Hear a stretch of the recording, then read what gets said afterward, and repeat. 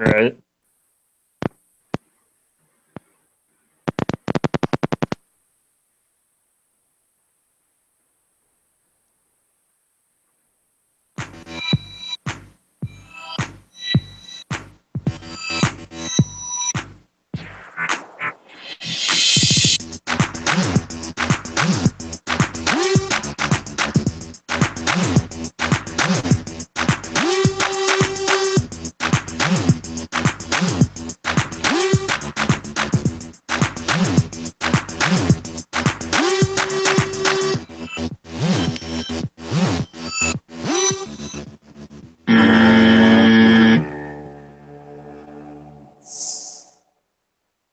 Once again, thanks to Kevin MacLeod for letting us use his awesome theme song. Yep.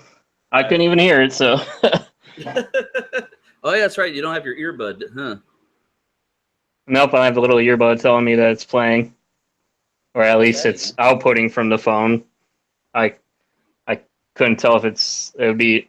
I think it was playing because you were saying Kevin MacLeod and shit, and I saw the thing on the Hangouts going, the circle getting bigger and smaller, so I think it was playing. What's that?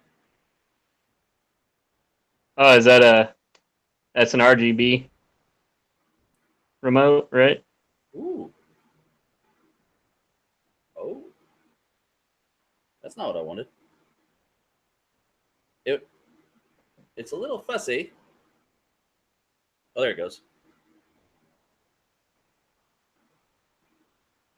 I don't know if the sensor's kind of shitty or what.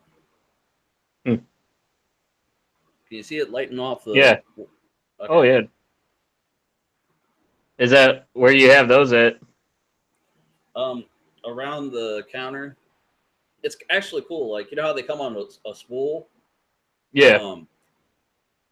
And the one end goes into the controller box, and the other one you just cut or whatever. The other end's got the thing to plug it into another controller box, so I could extend it. I was thinking about whenever I get my monitors finalized, I might extend it out around the monitors. Right. But I did 2 runs along the countertop, one along the top and then one along the bottom. That's So cool. I just got to get a Velcro strip and put this under my desk because right now it's in the top drawer. Okay. Yeah, what was I gonna say? Yeah, I like those the remote that you have because it's just an RGB. Those remotes I like almost more than RGBW ones because what's that? The little quick start guide. Oh, the user manual. Oh, okay. I got to read it because I don't know what any of this shit does. Well, it has finer control over the colors versus the RGBW remote that I have. It has more controls for the white part, and you can't fine tune the color as much as you can with that remote that you have because that you could actually change up and down the levels of each red, green, and blue versus the RGBW remote has just predefined colors and shit. Mm-hmm. So it's nice. I've been having I've been kind of like in limbo with my RGB stuff, even for my cases, because these I still have half of my lights set up that I was spending all that time trying to make. You remember I was trying to make all those adapters and shit for it. Mm-hmm. Yeah, well, these adapters like that I make, I did a good job wiring them, but the thing is that half of the thing, like the connector that I'm using is like those things are like pieces of shit, man. Because oh yeah, yeah, they're like let me show you here. Hold on.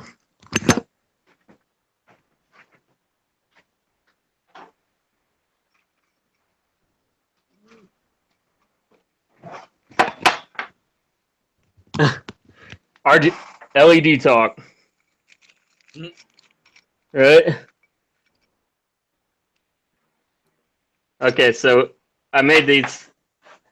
this is like one of the adapters for an example I was talking about, and one of these, if you want to be able to customize your LEDs, like the length and stuff, obviously you gotta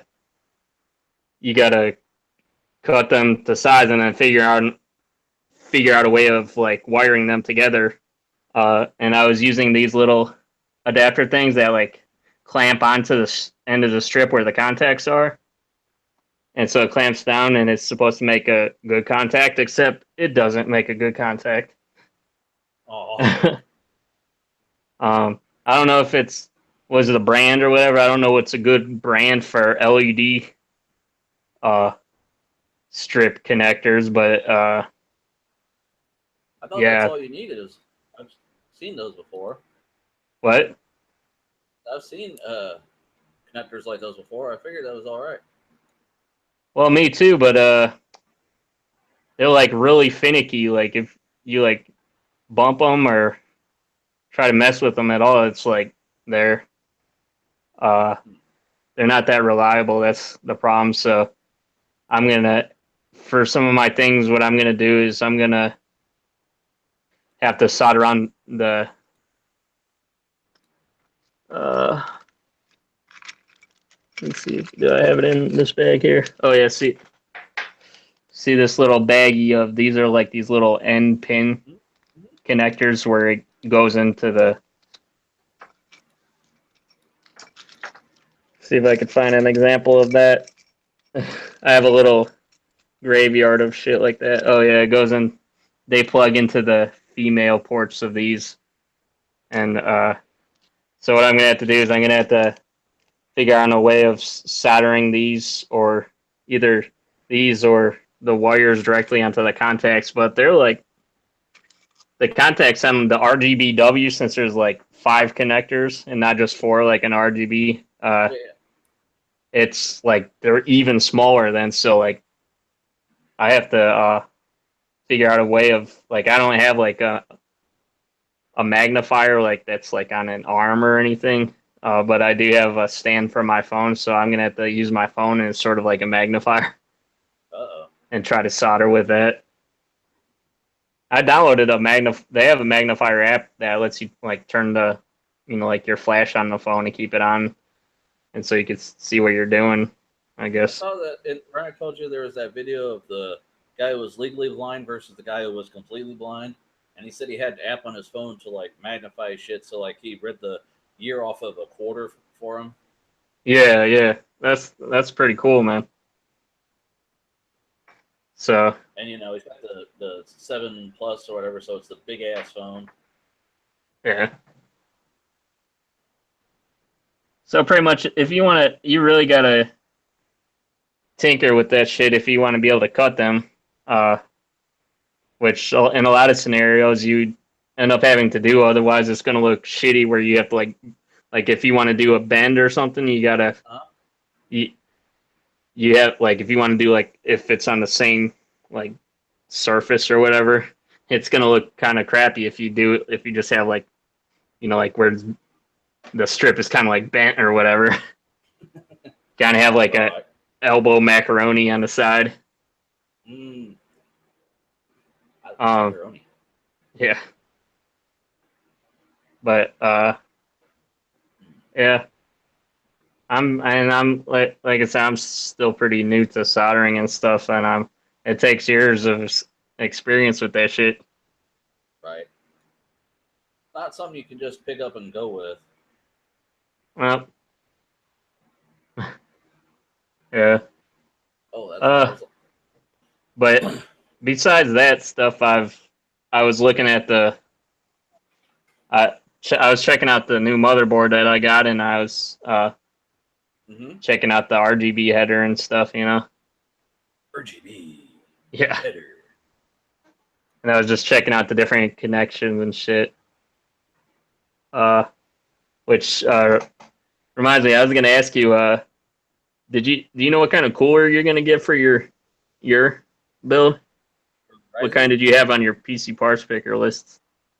I was just gonna get another Noctua like I have because I I don't have any problems with the one I've got for my AM3, and apparently they were on the list of the companies that send you an adapter. Yeah, I bought I was looking at that because it's like it's nice that you could get an adapter for it, but it's like every company is making their own proprietary one that you can only use with their shit. well, yeah, That's crazy. I thought they were just like a universal, like AM3 to AM4. You know? right. No, I mean it makes sense they would only support their own stuff, but Yeah. because then what are you gonna do? You're just gonna call and ask for an adapter. That gives them less of a reason to include one. But Well, like I was thinking about getting a Cooler Master one, but I can't find just the Cooler Master adapter on like Amazon or some shit. on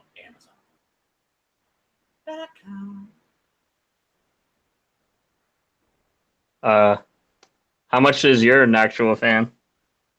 Uh, my CPU cooler. Yeah. Jesus. Let me. Does yours stand vertically? It can do different. I think it's cheapest at Newegg right at the moment. It's I will link you, sir. Copy. Uh, got two heat stacks and then two fans, and you could point it in different directions depending on how you have the air circulating. Because my case has spots on the top where you can open it up and put fans and a water cooler if you want. Oh, okay. But I didn't go that route. I just went with the traditional rear for exhaust, and then the fans come with these little. Um, they look like extensions, but they're adapters that reduce the voltage so that they'll run quieter. But they're noxious, so they pretty much run quietly anyway. Uh, but yeah, and it's cool because I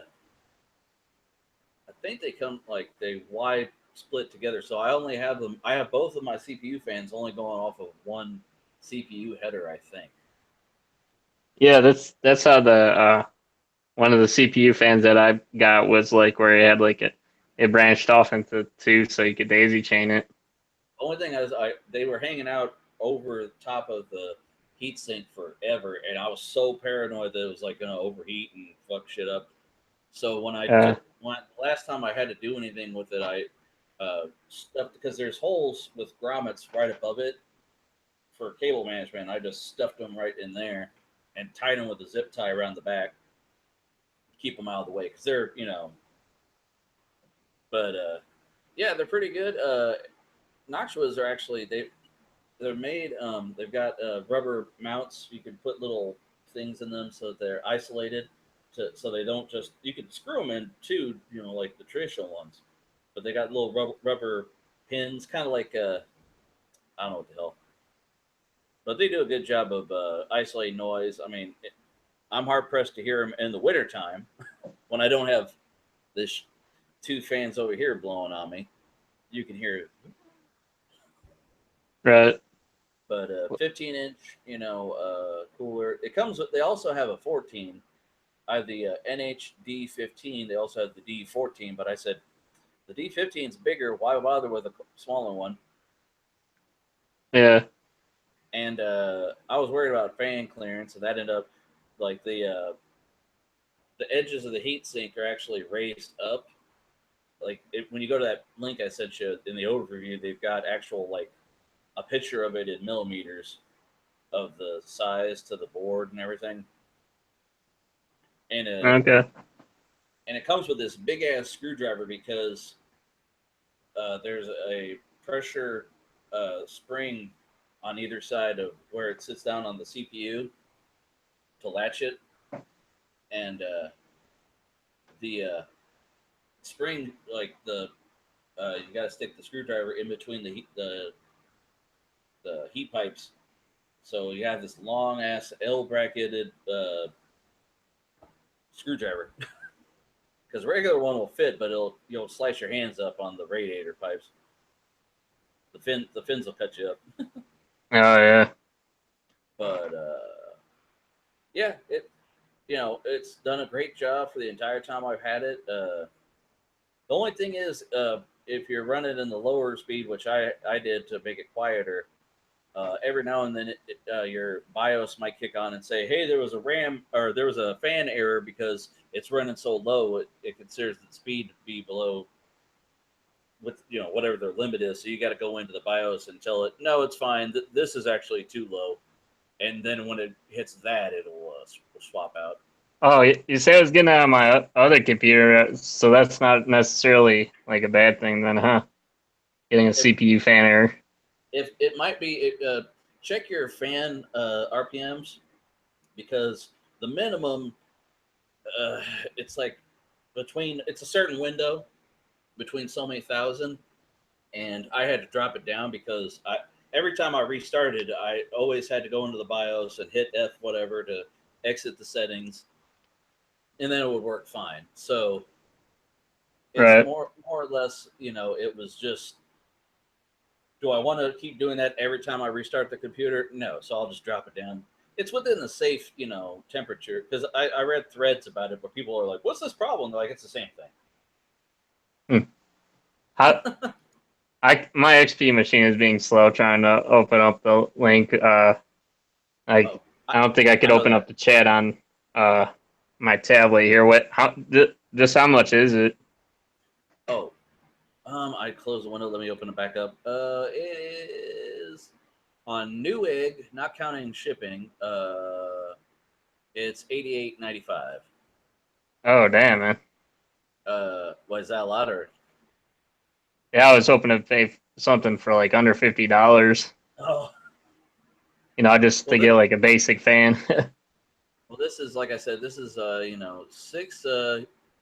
six heat pipes, dual tower design, widened fin stack, and expanded heat pipe layout, high RAM compatibility in single fan mode, quality, safely, and ease of use mounting system with dual 140 millimeter fans.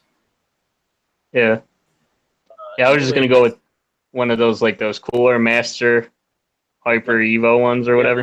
the 212 or whatever it's called. Yeah, those are pretty popular. Yeah, everyone has them because they're cheap as shit, and they're better. Anything's better than the stock cooler. I mean, I think mine came in the box, and I haven't touched it. Right. Well, your Noctua, you could probably do some uh good overclocking just from air. Yeah, a lot of guys who are, say that they ran only liquid, they switched to air just to try it, and they're like, I don't have any complaints. So Right. Yeah, I mean, I might upgrade it later on. It's just I'm gonna be the processor itself is gonna eat up all my budget. It processor. it went down from 450 or from to 450 from 460 Oh yeah, in a couple week or so. it So might drop more once they release like the cheaper, Ryzen CPUs, because people will probably be buying those out the ass. yeah, So yeah. I asked the guy at Micro Center. He said they have the AM4 brackets. I told him which kind I want. He said they were a few bucks. I just don't want to have to go through their like the Cooler Masters site and shit, and like I tried looking through their site once and I couldn't even find it. oh yeah, Yeah, everyone's like, oh, you just contact them and they'll send it to you no charge. I'm like, really? Because I mean, it's a real concern for people who are just upgrading their, motherboard and CPU. They're like, well, can I still use the cooler? Well, but the thing is a lot of them are like I try looking for AM4 specific fans, and uh, I don't think that they really have any. they do. There's probably only like a couple on the market, and hardly any of them come with the bracket, you know. Yeah. And it sucks a lot. I've been reading that a lot of places are sold out of them too. Well, they probably figure if you're building a whole custom, enthusiast rig, then you're gonna buy whatever, you know. Yeah. They got the fucking money. Well, the more expensive ones, Nate's, since he just bought the 1500 or whatever it is. His came with that Wraith cooler. But like the higher ones, the 1700 and the 1800 they're they're like, oh, you can afford this, you can afford another, like you can afford a cooler too then, Right. and the bracket. The bracket. God damn it! I tried to pull up a thing in my story. I'm gonna have us go over, and it's got all these auto playing fucking ads. Shit. By the way, I'm drinking this white label. How do you like it? I like it. I like it too. It tastes like the White Monster energy drink. Never tried that one. I've got at the moment.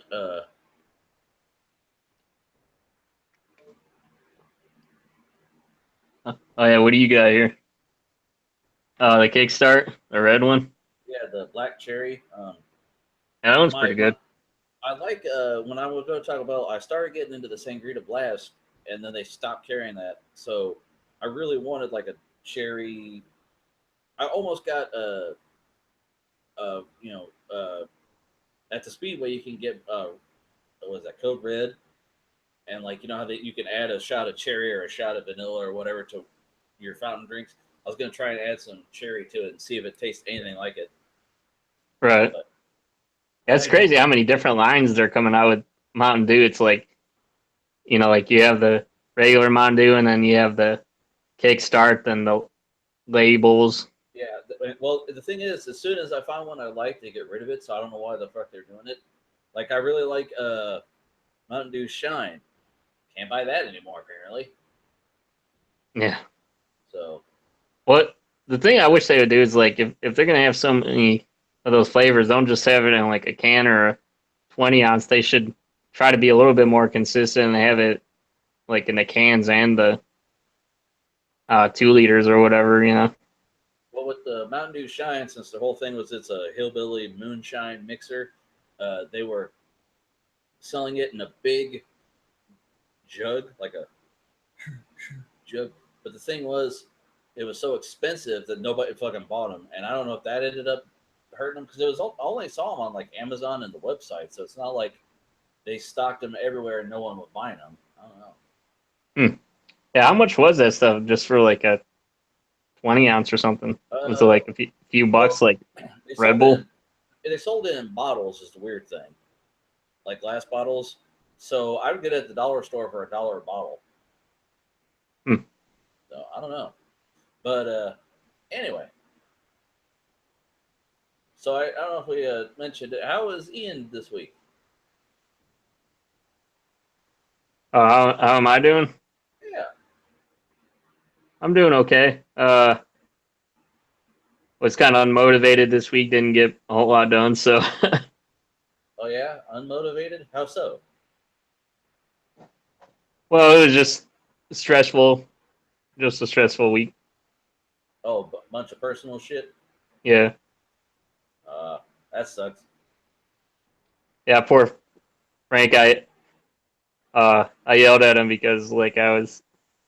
Well, he messaged me about it. He's like, I got my desk, and it was like 10 at Oh night. shit. Yeah, you want to hear about my day? No. Now I know about all about stressful. I've been there. Uh, um, but I mean, I'm doing okay. Other than that, I mean, uh, I I guess I was unmotivated too. It's just because like I'm trying to do so much, like so many different projects, both like with the wiring and LED stuff, and with my apartment and everything is just like you just feel swamped and you don't really feel like anything is getting done, you know. Right. I totally get you. Uh, yeah, like I finally got to clean my bathtub today. I haven't Well, cleaned that in a real long time. ladies. Well, it was nice because the well, I had Nate over the other night, and uh we were hanging out, and then like in the morning we pretty much stayed up all night. So but in the morning my fire alarm started beeping and stuff for no reason, and so we had to it went off like at 5 or 6, and then we had to wait for 8 for the maintenance and the landlord to get in the morning, and so that was like a pain in the ass. Uh, That sucks. but yeah, the maintenance guy, he's pretty cool. His name is Carl. Uh he he's really good with like fixing stuff, like, and he's like really considerate. Like, oh, he said he saw my bathtub was like kind of Gross. dirty, and he gave me like this chemical that is like really strong. Hmm. Uh, like stronger than your average kind of bleach shit, you know, you get at the store. Hmm. Uh, and so that helped out a lot. You pretty much just sprayed it on, and I barely even had to wipe the shit off. Like the shit was gone. It was like all I had to do was like spray some water, and that was it. Wow. What was it, like CLR or something? Yeah, something like that. And, but you said you can't go in the bathroom for like a few hours, so. Uh-oh. And I felt bad for Nate because he was like passed out on the couch, and he didn't know about it, and then he went in there. He's like, I almost died in there. I was like, oh yeah, I forgot to tell you, you're not supposed to go in there for a little bit. And Poor but man.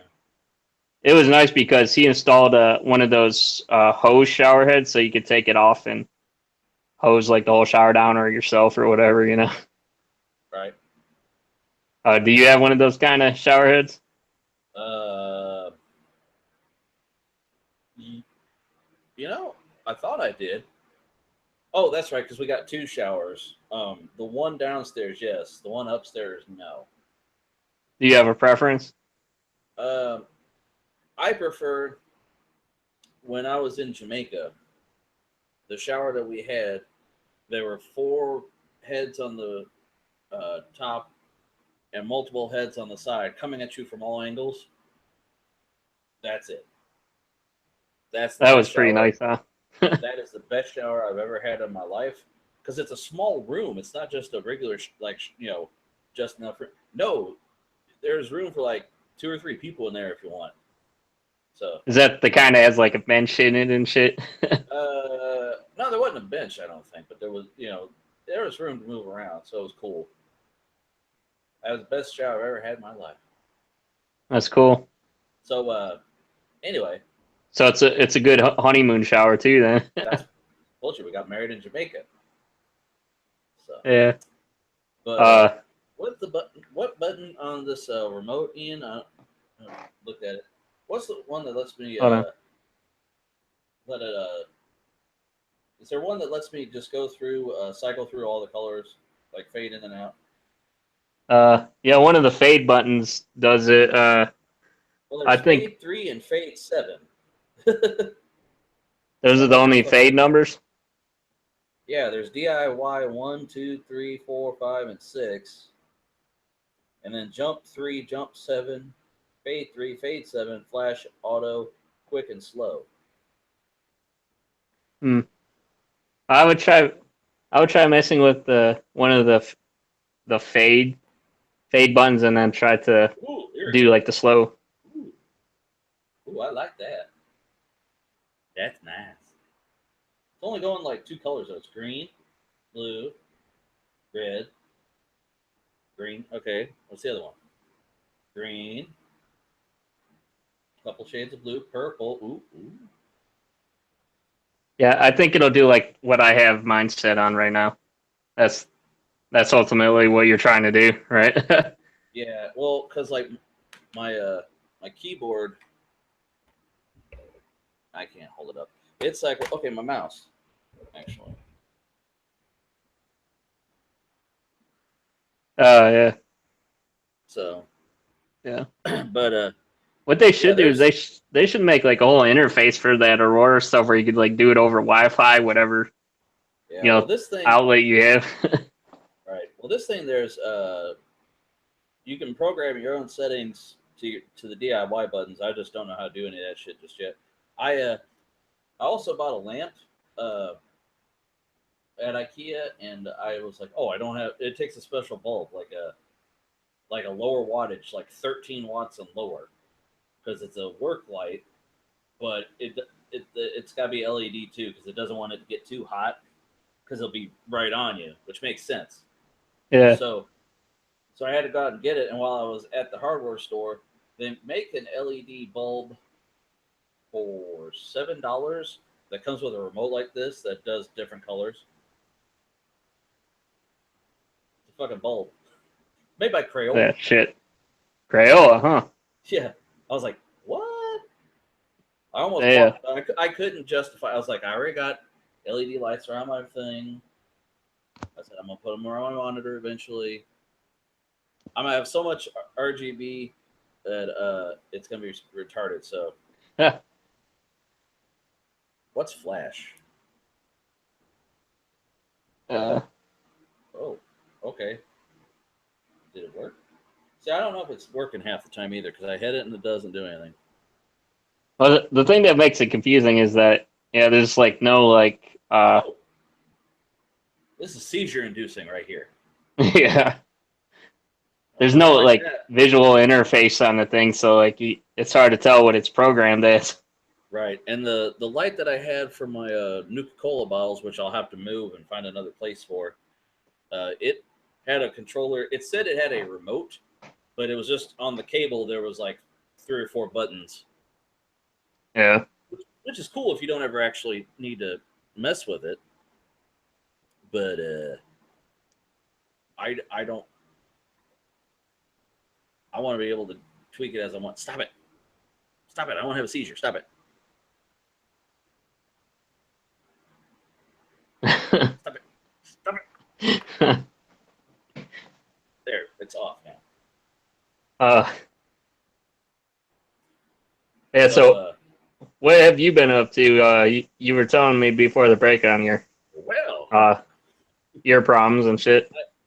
what has Franklin been up to? This is driving me nuts now. Well, sir, I let's start just this week. Wednesday, my brother Benjamin, my dad, and myself all went to IKEA.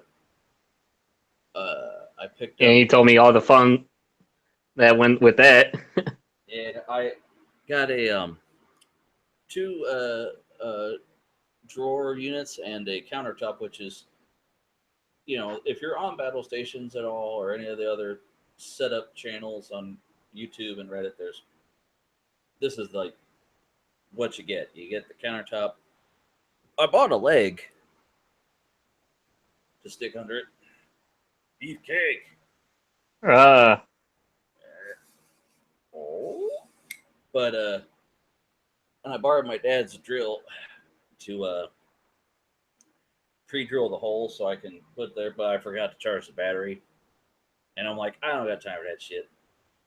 Plus, I want to drill a hole. Want to drill a hole in the countertop to run my cable through for my keyboard, but haven't done that yet. But so Wednesday, like I said, we went out, made a trip to IKEA, came home, put everything in here, and then the last couple days I spent moving stuff around and assembling the drawers. so you must have been sweating your balls off doing that. Yeah, well, because the packaging is like, even though it's cardboard, it's fucking huge. So, like, I put stuff together, and yes, I had fans going, but I'm constantly moving stuff in front of them. So Yeah. and I'm at angles where the fan's not going to reach. So like it was kind of convenient. I was cleaning the place up, and this is where I sort laundry. And whenever I have something that is not usable anymore, like a ripped up T-shirt or old socks, I threw it in a pile, and I had a whole pile of rags that I was going to use for my painting. And I had it in a bag. I hadn't taken it out of the room yet. I'm sweating and shit ran down my face. I'm like, oh yeah, some rags. Oh, get the stuff off my face. And like today, I was mounting the monitor, and it was like resting up against me for a second, and it had sweat all over it. I was like, ugh, wipe. Yeah. But so yes, cleaning up this room, uh, putting stuff together, um, and then what else was I doing? Mowing the grass. Between the past 3 days, I've probably taken like 6, 7 showers. Wow. I Oh, that's took two. good though. I took 2 today because last night I was up till midnight putting these drawers together. Oh, and I screwed up. I told you I was going to buy a 98-inch countertop. Well, when I went to the store, you go and look at they have a little slab about this big, so you can see the finish, and you write down the item number. You walk up and you say, "Give me one of them," and to keep everybody and their brother from pulling countertops out of storage, they pick those out of their warehouse themselves. Well, when I wrote down the number, I wasn't looking at the slab. I knew that this was a marked oak, which means it's a solid wood. It's not MDF with a layer of veneer. It's solid. And I got it. I took it to the guy. I said, "Give me one of these." And he rang me up, charged me for it. I loaded it in the back of the truck. Got home, and I had my drawer set up, and I went to put the countertop over top of it, and it wasn't 98 inches. So it's a Was little, it? it's It was a little 74. shorter, huh? Yeah, it's like what's the difference? 74 from 98 is it's That's like like 24 inches. yeah, it's like 6 feet instead of 8 feet, which actually, for my purposes, works because at the end of this shelf there's a bookshelf, and then where the old computer was like station was, and my wife doesn't want to do away with that desk. We want to use it for something. So Well, we like occasionally, scrapbooking or some shit. well, she has a computer too, and I mean, there's stuff in the drawers. I gotta go through and put my stuff in my drawers. But What kind of computer does she have? Does she have a desktop or something? well, when I met her, she had a desktop that her ex from college made her, and that was like a big, beige tower, and then Right. IDE drives and shit. And then uh, she had a laptop also, but it was dying. And now she's got one of those 2-in-1s, like it's a laptop, and then you flip it over, and it acts like a tablet because it's a touch screen. Aren't you gonna do like Jay did and make her like that all pinked out computer or whatever Uh, no, for the missus? yeah, nah, my wife doesn't really care for pink. Blue is actually her favorite color. I don't know if you've seen this room with the lights on. The whole house is blue on the inside, different shades. Uh, should show her that Hardline 2 build that we did Oh last yeah, week. yeah, that was a pretty cool one. Yeah. Um, What kind of builds do you have for us this week, by the way? Just curious. oh, uh, uh, yeah, Did you do some IKEA kind of themes? no. Well, we don't have to get in right away. Was there anything else that you were up to? Um, well, today, after all this sweating and putting this thing together, this past week I've had earwax build up to Yeah. where my left ear was clogged up and I couldn't hear. And I had my wife try and clean out with the Q-tips, and they both went out. So it sounded like I had a finger stuck in my ears. I could hear things, but it was nowhere near the right volume, nowhere near as crisp. And if you were talking to me sitting right next to me, I wouldn't be able to fucking hear you. So, like, we have dogs, and if dogs would be barking, I wouldn't even know it. She'd have to tell me, hey, the dogs are barking. So I went to urgent care, and I had to have them flush my ears. And it's clear pool now. They used to just have a syringe they fill up with water and squirt in your ear. Now they've got an attachment they attach to the sink. But The house is on fire, Frank. Damn it. yeah, the girl squirted me. Like, she was trying to look at my ear, and she still had the trigger in her hand. And shot across the room, and like, it ran down my collar, down in my pants were all soaked, so it looked like I pissed myself. Oh, shit. Thanks, lady. I mean, now I can hear this, so I can't be too mad. Right. I did have some pictures of my like whole setup right after I got done assembling it. But I forgot. I didn't email them to myself, so they're sitting on my phone. Hey, look who it is. Hey! Yo. What up? It goes to Jacob Marley. I was like, not Bob Marley. It's not Bob Marley. That's not the same guy. I was like, but who is it? My brain was just, yeah. Bob Marley has an interesting taste in shirts. Well, they're both dead, but one haunted Ebenezer Scrooge, and the other is the shining light and beacon of Jamaica. So one's fictional as hell. and then one is high on the ganja. So Gotcha. you know, the weed, that wacky tobacco. Yeah, that Purple Kush. Sure. So what's up, guys? Ben's like, sure, Ian, sure. Frank, if your glasses were any bigger, I could, like, read the details on your screen. Oh, please don't tell everyone what the porn looks like. I don't have to tell everybody. They can see it. Oh, okay. So, what's the Yeah. haps, kids? Well, Frank was telling us about his ear problems today. Because that's what everybody listening to podcasts wants, is to hear about ear troubles. No, seriously, if you got problems with your ears, go get that shit checked out. Go to the doctor. Are you like David and have an ear infection? Is that what it is? Oh yeah, I forgot he's got an ear infection, doesn't he? Yeah. No, I just had nasty, dirty ears. Oh, okay. So it's like your liver. You just put the wrong stuff in it, and the doctor tell you, don't do that. And you go, I'm sorry, doctor. Yeah. No, he was like, yeah, don't. He's like, stay away from Q-tips. That just acts like a cannon muzzle, and pushes it down it further in. He's like, next time try some drops. I go, oh, okay. What?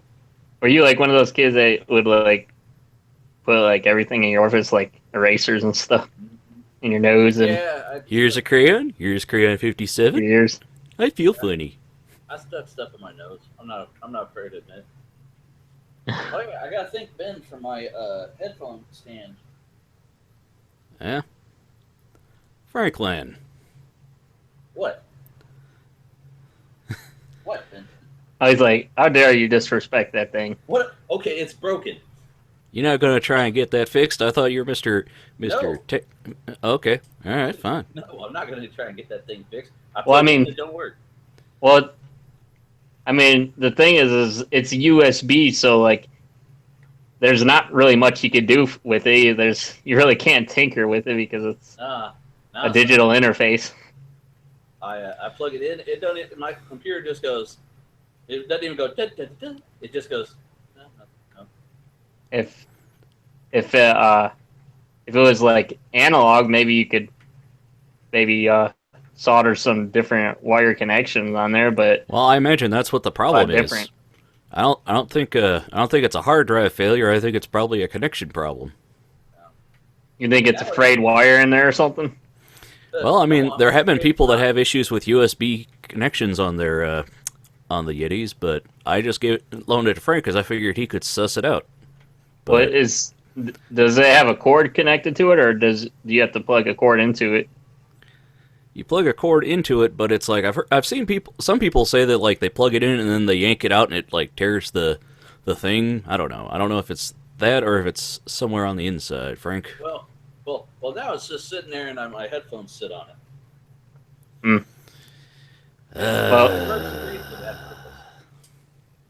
purpose. It's good enough for what it's for. Well, you might be able to. Aren't there places that take like broken things Yeah, the dump. No, Frank's for money? man cave. Yeah, So. the thrift store takes all kinds of broken shit. I go there and buy it all the time. Actually, I was thinking about doing a project. I was going to do like I'm still trying to think of a good logo for myself, and when I do that, I'm going to have that like 3D printed, but I was going to have that like raised over some like just like some old broken like motherboards or circuitry that's like embedded under like acrylic or some shit. I think it would look sort of cool. Hey Frank, remember the LGR logo where he's got it on that circuit board with the wood grain? Yeah, and he does like tech tales. He has an old Yeah, motherboard or whatever. yeah, something like that. That would be cool. That'd be cool. So what has Ben been up to since Ian and I talked about ourselves? You guys talked about yourselves? Oh, okay.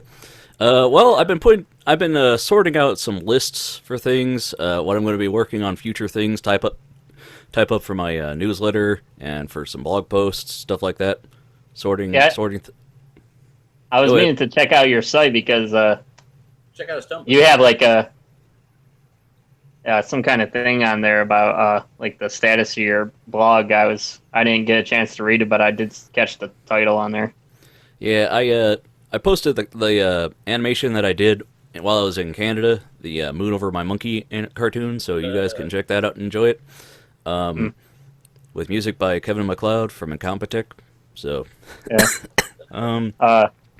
yeah, I was doing an article on 3D scanning for this show, and I was gonna put in a link to show where we just talked about 3D scanning, like on the second season, where like I pretty much just came on your show. 3D scanning. Yeah. But yeah, so well, did you want to give us an exclusive on the show? What's the status of your blog that you were saying then?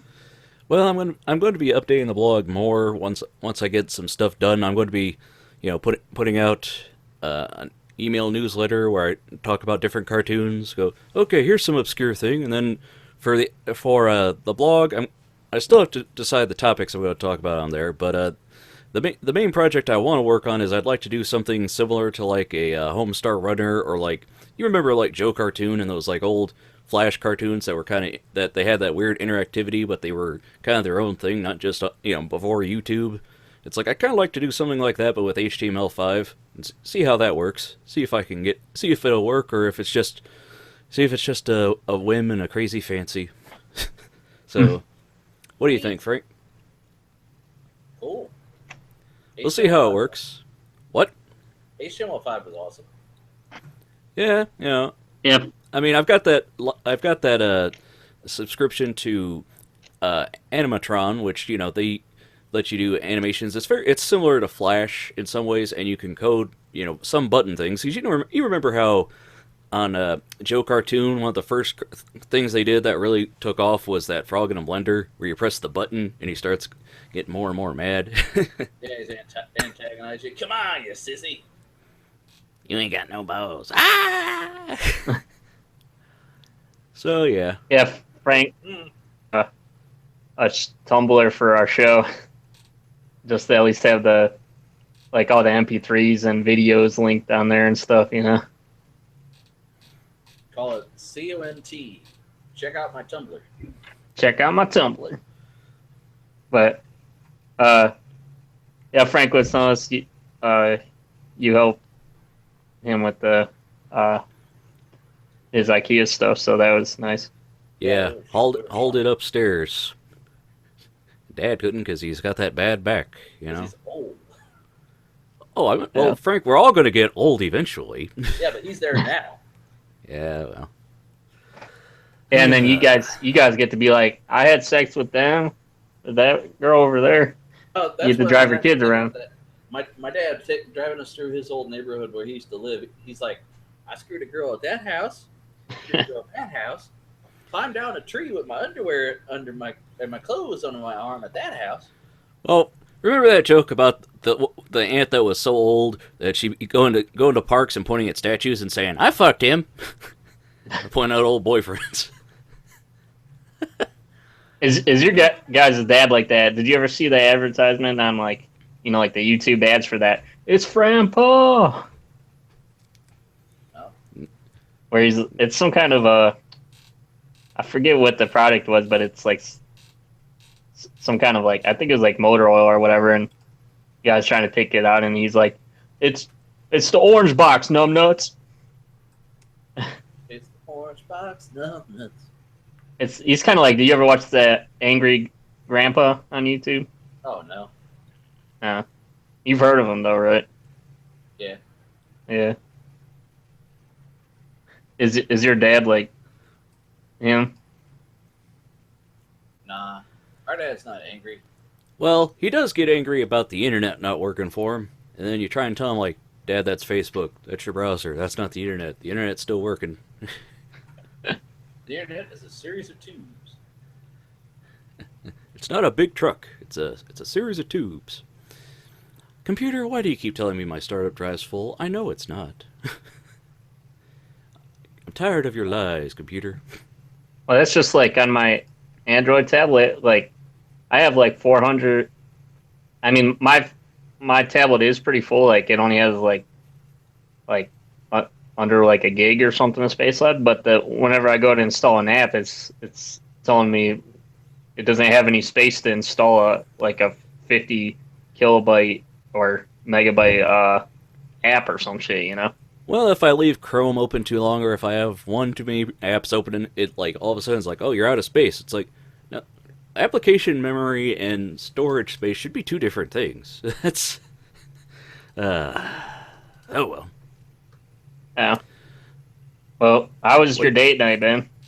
Which one? Well, just this week's, last night. That's your oh, official one, right?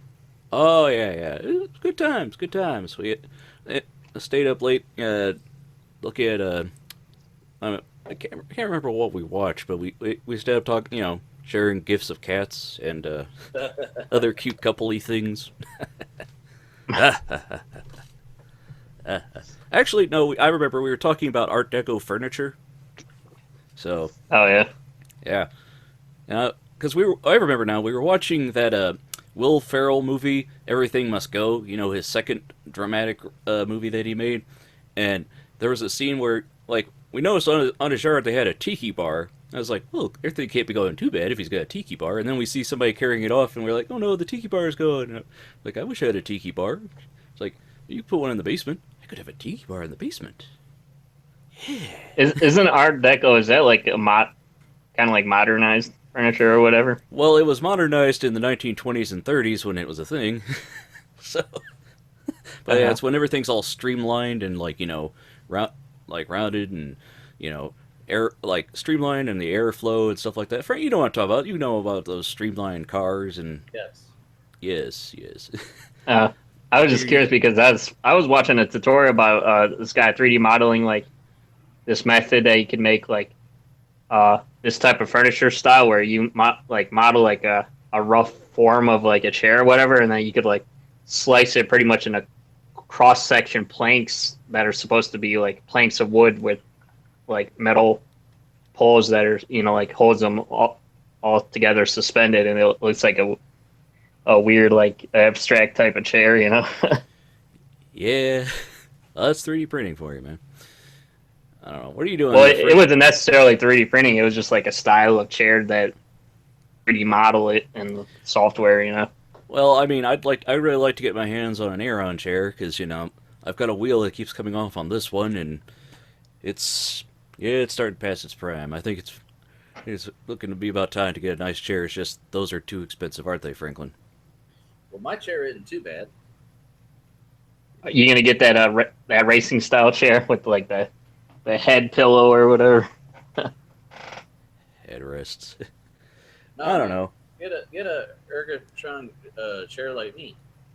Ergotron. Not ergotron. Ergonomic. I was just talking about the Aeron chair. You know, the Herman Miller Aeron chairs, right? They're ergonomic. They're also expensive as shit. So, You talk about the mesh ones with like the spine on it and shit. well, we had them back at Ashland. We had them in like some of the computer labs, and it's like, well, no wonder here's where all the the money to build things went. Like these chairs are like, you buy them new, they're like $1,000+. Yeah. Mine was $150. I don't know. I've been debating. It's like, well, I could get a cheap one and just keep looking at for parts, or I could just spend Arms go up. Arms go down. okay, or I was looking at one. They're like a 10-year warranty for if you buy the $500 model. It's like, well,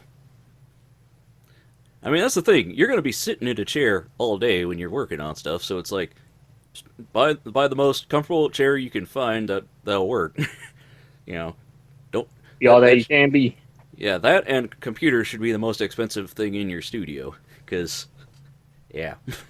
Oh yeah. I mean, Well, his chair isn't quite as expensive as Frank's keyboard. It still doesn't beat out yet. Oh, Does no. it, Frank? so What does he have? One of those keyboards with, like, the LED screens on each key? yeah. Yeah, you know that. He has the RGB keyboard. So Yeah, there you go. this is the light strip I got here with the remote. Whoops. Yeah. But like, I was surprised the the actual lights. My other strip has like a coating of they were waterproof, so they got a coating of like a rubber on them. And these don't have that. Like they're literally just a piece of like almost paper with just the LED, and that's it. Hmm. And like this connector here, it's like that on both ends. Oh yeah. So that's kind of cool. I was like, well, if I don't have to cut it, I said I can tie into it and use it again and again. How long is that? Is that what is that? 16 feet or something like that? Yeah, it's a 5 meter. Yeah. Well, just a warning. After two 16 feet, you're gonna it's gonna start getting dim at the other end. Well, I don't think I'll need 16 feet to do like 4 monitors. Well, he says Right. that now. I'm just saying, like, if you have two 16 feet, that'd be 32 feet. That it starts getting dim after that, or you could get one of those amplifiers that amplifies the voltage. Ah, that's all I need right there. That's enough. Well, Okay. there you go then. Well, golly gee. You have Well, your there cake and you eat go. it too. Okay. Yeah. So, Okay. did you want to get into some battle stations then? Okay, you want to do yours first? I don't have any battle stations. It's your turn this week. Oh, okay. Sure. I could do some of those. Hold on. Let me. I should have said, hey, why don't you do some IKEA themed battle stations since you just got your IKEA desk. Well, I was gonna be really funny and show you pictures of mine, but I didn't email them. So Yeah, that was another thing Frank was telling us about before, is he was having although, did you talk about it on the show already about your email problems? no, that's actually one of my articles. I found the one website where they talk about it, and I was going to link it for other people so they're in the know. Okay, well, I'll say to that sum it for up. news. Okay. To sum it up, I'll wait for fucking news. Yeah. Okay, so this is a battle station on a budget. Okay, let me click. So on it's your a budget screen. station, shall we say? Yeah, shop That's the Soto. theme we're going with. Well, no actual theme. This is just ones that caught my eye this week. Well, isn't that what everything you bring up on the show is, Frank? Shut up, Ben. But yeah, this guy's got him I think a thrift store case, if I remember correctly, that he ended up using here. And another picture here.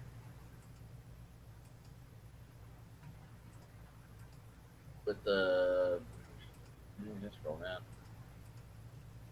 Yeah, I think he made the desk. But no, the desk was a thrift store find. Everything was thrift store. Yeah, yeah. It's a $10 Goodwill case that he cut a side panel himself. Close-up shot of it. Okay. So he cut out a hole, lined it with some rubber, and then stuck a piece of plexiglass on it. It's really rough on the inside, but gives a shit. Everything okay there, Ian? What's, Yeah, my tablet fell over. Oh no.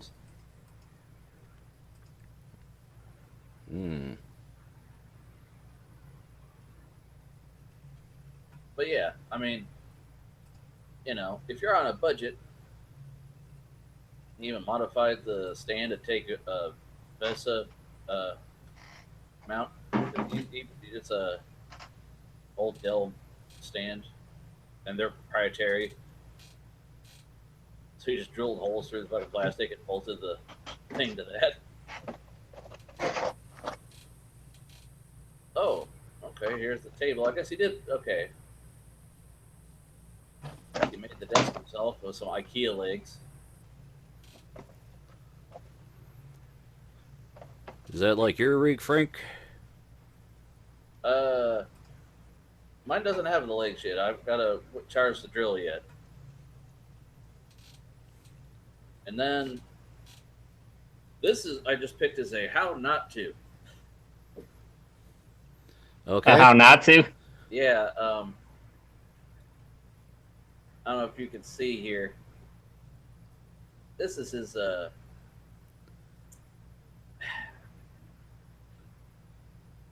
Mm-hmm. I mean, granted, he's got bottles of booze, so that helps. But the Bose CD player right in front of everything, and then I love how much room he has for his mouse. Yeah. Yeah, that reminds me. Did you see the Samsung had they came out with the new curved sound bar to match their curved TV? No, but that makes sense. Yeah. This one was just brought in for the lulz. This isn't even really the one that I want to rate. But this guy, booyah! Oh yeah, that one's nice. Got his RGB. See, he's got his. Only thing I don't like is his power strips front and center. I would have hit it, but I mean it's at his workstation apparently. So you kind of got to be able to plug shit in. So how many? He's got a. What is that, like a monitor mounted in a corner somehow? It's mounted to the wall, and then he's got a industrial grade surge protector, which I was gonna buy, but they're like $30-$40. Yeah. He's got that little node looking tower there. Yeah. I didn't read through all the comments and see if there was. Oh yeah, it's a Silverstone case. Never mind. But I didn't read the entire thing about whether or not he had to build. He just threw a picture of it up, and I go, okay, yeah, I'll give you an upvote. And here we have a Ryzen Rainbow battle station a guy made. Oh, okay. See, Ian, he's got fans, RAM, and an LED strip right there. Or is that the fans peeking through holes? I can't tell. Yeah, it gets hard to tell after a while. But Oh, that's really cool though. yeah, 120 mil fans, 140 mil fans, 3 monitors. He's got the RGB mouse pad. Yeah. What was that like? What was that one called? Like the RGB Beauty or something? The what? Well, I know on PC Part Picker list, I thought I saw something that was like that where they called it RGB Beauty. There's like 3 RGB mouse pads now. like Razer made one, and now all these other people are like, well, we make one too. Shit. Like, and they review them on YouTube. Random Frank P actually did a side by side comparison of a couple of them because he's like, well, if you guys like them, okay. By the way, did you check out that Scrapyard Wars, Frank, with the RGB theme? No. Oh, you still haven't checked that out yet? No, I've been in here sweating, putting a chair together. And then when I do since I couldn't hear, I watched everything on the Roku. I plugged in you can plug in your headphones into the controller for the Roku, and then stick your headphones in, and it mutes the TV. But to even hear a guy talking, I had to turn the volume like all the way up. So like, I still couldn't hear anything, but my ears would be like, "This isn't normal. This is too high." By the way, Ben, I don't know if you saw the parts list. This guy's got a Herman Miller sail chair. Okay. So is that one of those ones that just slides on the ground, doesn't have the wheels on it? It's a mesh chair. It's got wheels. It's like this. Okay, just doesn't have the same kind of back as the difference. Yeah, it's a mesh back. They go for like between $500 and $900. Well, $349 apparently. I really wanted one, but you know. Hey, Frank, what what kind of flooring is in your room there? Is it carpet or hardwood or what? Yes. It's originally hardwood, and then someone threw a carpet on it, and then my wife said, "Fuck this," and she took a knife and tore half the carpet out, but didn't finish the job. So there's. Well, is your chair on the hardwood part then? No. I was just asking because like I'm a big fan of like the chair mats and stuff. Yeah, they're okay until they get grimy. Or like no, I had to get rid of mine because it was like cracked in a lot of places. Oh. Yeah. You ever seen this keyboard? I know Linus did a review of the Logitech. What did he say it was? Hold on. The G910. Mm. It's very similar to Corsair's. Well, the keyboard I have actually. It's RGB. It's got a scroll wheel for the audio. It's got dedicated media keys. This one, though, has a little slot where you could stick your phone. I don't think it actually connects your phone to anything. It's just a dock where you can sit it. Huh. But the switches that are on this, I don't believe they're MX switches. I think they're, what are they, All-Ron or whatever they call that. And the keys, also, I don't know if you could tell from the picture, the keys have a shape to them that's like kind of like V-shaped. Like there's a deep gouge in the middle where your finger actually sits, like that on the WASD keys there. Like that separates the different textures. So a lot of people don't like it because of that, and some do. I don't know. I personally wouldn't. Right. They've got a Switch, PS4 DualShock, Xbox One Joker controller there. Let's see here. Yeah, you pretty much have to have like a whole computer inside that keyboard, pretty much. Yeah. Just to be able to process everything. Switch, Xbox One S. Do you know anybody who's getting the Xbox One X? Well, I was thinking about getting it. It's like $500 though. My coworker, Stupid Floyd, the Xbox fanboy, he has the Xbox One, then he got the Xbox One S, and now he wants to get the Xbox One X. And I said, is there some money that you didn't give to Microsoft at some point? Well, Nate's against it too because he doesn't like the fact that it's water cooled in a console. He says he's wary of that. He's wary of water cooling in general. Right. Anyways, let's. I don't think we need to dissect every part of the thing.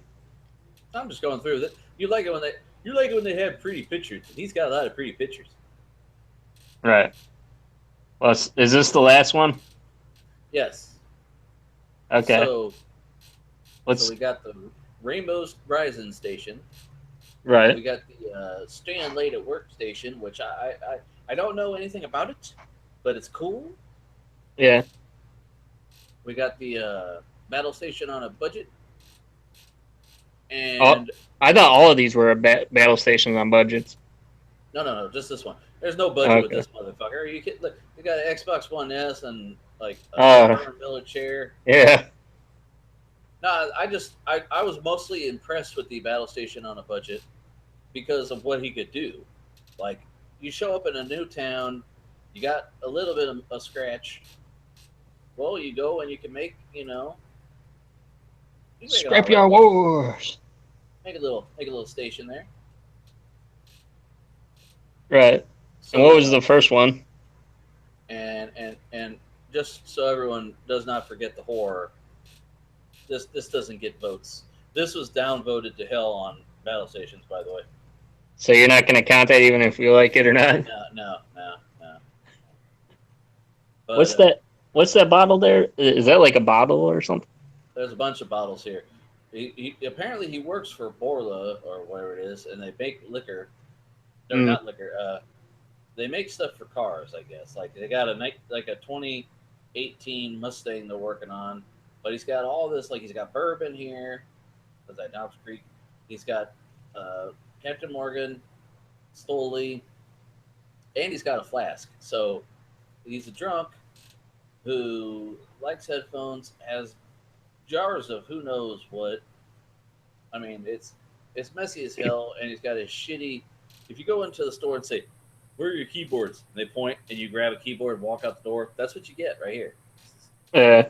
Can I have a wireless keyboard? And they give you that. That's what you walk out with. So it's not cool, man. It's not cool. But anyway. Well, I like the purple one most. This one or this one?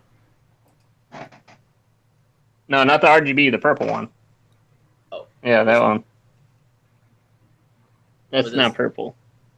Well, it's got little bits of purple in it. But this $10 case, and he got his stand is an old Dell stand that he modified. I mean, that's cool. No, I like the one with the monitors stacked on top of each other. Listen. Yeah. Yeah. What about you, Ben? Okay, so how many were we looking at here? 3. Yeah. Okay, so just show me the main picture of each one, and I'll tell you what I think. Okay, let me go back up here. Hold on. Okay, we got this one. Uh-huh. This one. I hope. And this one. That's the RGB one. Well, what's the monitor situation look like for that one? Yeah, does he have a whole? Yeah, there it is. There's a whole desk feed. He's got a Herman Miller chair too, Ben. So that might sway you. Yeah. Oh, you pissed the cat off. Oh, the cat doesn't like it. I tried to have my dog on the show, guys. She followed me in here, and I put her on the bed. I put her on the bed behind me, but she hopped down and was sniffing around. So, you gonna let go anytime soon, Kitty? Now, Well, I mean, that one's made with one of the latest processors, right? So it's probably. Yeah. I don't remember what. Oh, it's the Ryzen one, right? Yeah. So I guess probably the that one, build. and then the one right before that, and then so in reverse order, the way you showed me, basically. I'd say. That's what I thought. I mean. Okay, so the. Okay, what about you, Frank? Then. Well. By the way, the Ryzen one would be my second one too. Then. I would pick this as my first one. The purple one too. Yeah. I thought you were picking the budget one. No, because I mean it's cool. I like the message they give that you don't have to have fancy and whatnot. What? It still looks fancy. I mean, yeah, it looks cool. Doesn't look like it costs $10 damn. No. I mean, if you look at the parts, and it might be a little. It's got a sapphire graphics card, but he's a baller on a budget. Sapphire is good, I thought. Oh, he says, Ow! I put this whole setup, including the desk and peripherals, together for around $400. This daily driver for graphic design, photo editing, and basic 1080p gaming. That's cool. I like that. Well, But- would this be your second one then? No, this is my first one. This is my second. Oh, the Ryzen's your second then. Yeah, because it's Ryzen and it has more monitors. So, but that coolness of the budget that doesn't. It wore off very quick. Yes, I'm a material girl, Yeah, Or boy. and I am a material girl or boy. but hey, you gotta look to the future, man. In the not too distant future, next. You gotta go with the newer shit. And what is that? The Harman Burners, whatever. What do you call it? What? That chair, Oh, it's got a Herman Miller chair. Yeah. Herman Miller. Well, I think that ours won then. So How many votes did it get? which one? Yeah, that one. This one? Yeah, we voted. Me and you voted for that one. Yeah. I gave it a thumbs up. Let me scroll through. It was in the hot ones. It was one of the top ones. Let me see.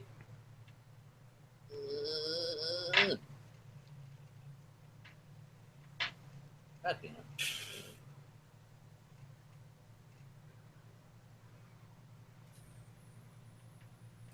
Oh, 106 upvotes. What's the most popular one then? Like, if you're like, I don't care what these guys on this podcast opinion is. What's the most popular one? Oh, right now? Yeah. That would be. Hold on.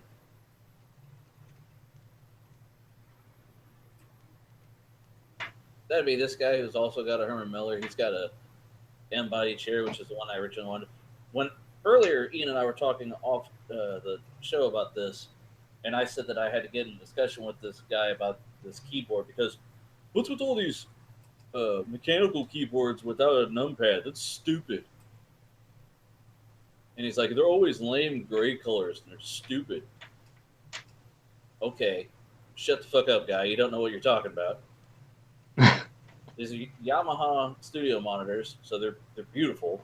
That's a shit Jotunheim right there for the amp DAC. It's got Ben's Blue Yeti hanging up here. He's got, I don't know who makes that keyboard, but it's a nice one. Sennheiser headphones, so those are nice. And it's a IKEA desk. Can't remember someone. Oh, it's a Galant. So yeah, That's discontinued too. yeah, he's been hanging on to that bad boy, I guess. That's what Jay has about the Galant system. Yeah. So That wasn't one of the three that we judged on though, was it? nope, that's just the top one. What was the winner? What was the highest rated one though of the three that we voted on? And what was their username? Now you're expecting me to do research. Hold on. Well, I had to figure Actually, you. know what you're talking about. See, I would have had three open in three different tabs. I had them each open, but the main page where they're showing their upvotes, this one had the Ryzen one had 65 points, and then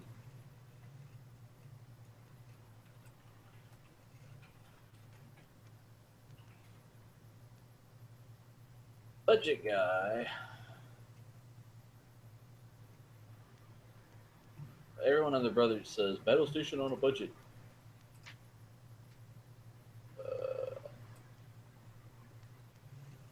New. Yes, he has 53. So ours, the one that we voted on, then was the most popular one. Yeah, the 107 is the most. So, and he doesn't say what any of his shit is, basically. Well, Like yeah. the guys that say I got this, and this, they get and the guy whose impressive deal is I got all this for $400. Yeah,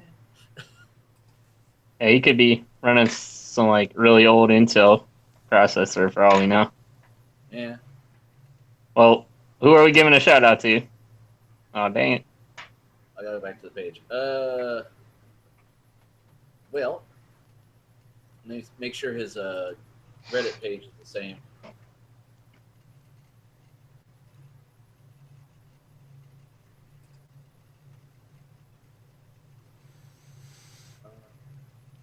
What do you call this one? Welcome to Frank Browsing Reddit. Yeah. Do. Well, while he's doing that, Ben, do you have any news articles that you wanted to talk about? If so, you could. I would drop them in the chat so Frank could screen share them and shit. Well, his username is the same as his image. Oh, this must be Reddit. I thought it was Imager because I posted links on Imager. Lambutang. I mean, I don't really have any news because I've been a little out of the loop since I got back from Canada. Canada, I mean, did you guys hear any good stories from E3? I didn't really pay attention. Just the Xbox One X shit. Yeah, all they're missing was the E. See, you had the S, and now you got the X. And that Right. makes the 6. That makes the butt stuff. Weird boot stuff? What? Yeah. Yeah, don't you regularly check out the Cartoon Brew? I'm just scrolling through there now. Take a look. I mean, I don't know. I haven't really been paying too much attention to anything, really. I've been trying to focus on my own stuff. Trying to actually get work done. So that you kind of know how that goes. Some days you do, some days you don't. Hotel Transylvania series set for June premiere. Oh, really? Yeah. They're doing a series? Well, apparently. I mean... I wonder, are they going to, like, recast everybody? Because... Well, here, let me just drop the link in, Frank, and you can read all about it. How about that? Read all about it. Let's see. It's got a trailer. Are we done with the battle station then, Frank? Yes. Okay, let me queue up some news then. Yeah, I'm just I'm working on emailing you links here, sir. Deadpool animated series set for FXX. So. Yeah, drop that in too. Yeah.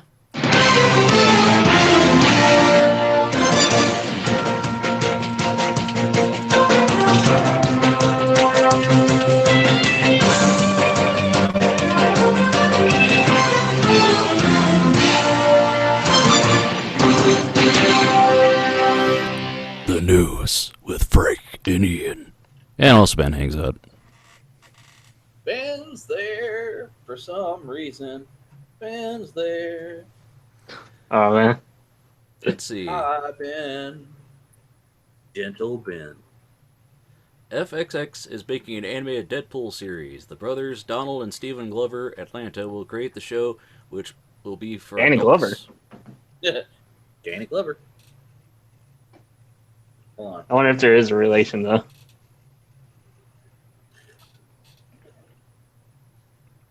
I mean, By the way, I'm drinking some white label, Ben. oh, ew. Hey, I do not care for the taste of You don't like? I thought you said you like the white label. No, I said that's the one I didn't like. Oh, well, boo. You don't listen worth a damn, man. Says Frank, who doesn't listen to you. Well, I'm Yeah, I sorry, I can- can't retain if Ben likes his white label or not. Hey, by the way, Ian, with Ben's stores, did you need me to email you those too? Yes, if you could, please. Is Okay. that going to be feasible with your email situation? Well, yes, I can access my email currently. I just Oh, okay. I just wanted to know before I get balls deep in it. In balls deep. Anyways, continue. I'm sorry.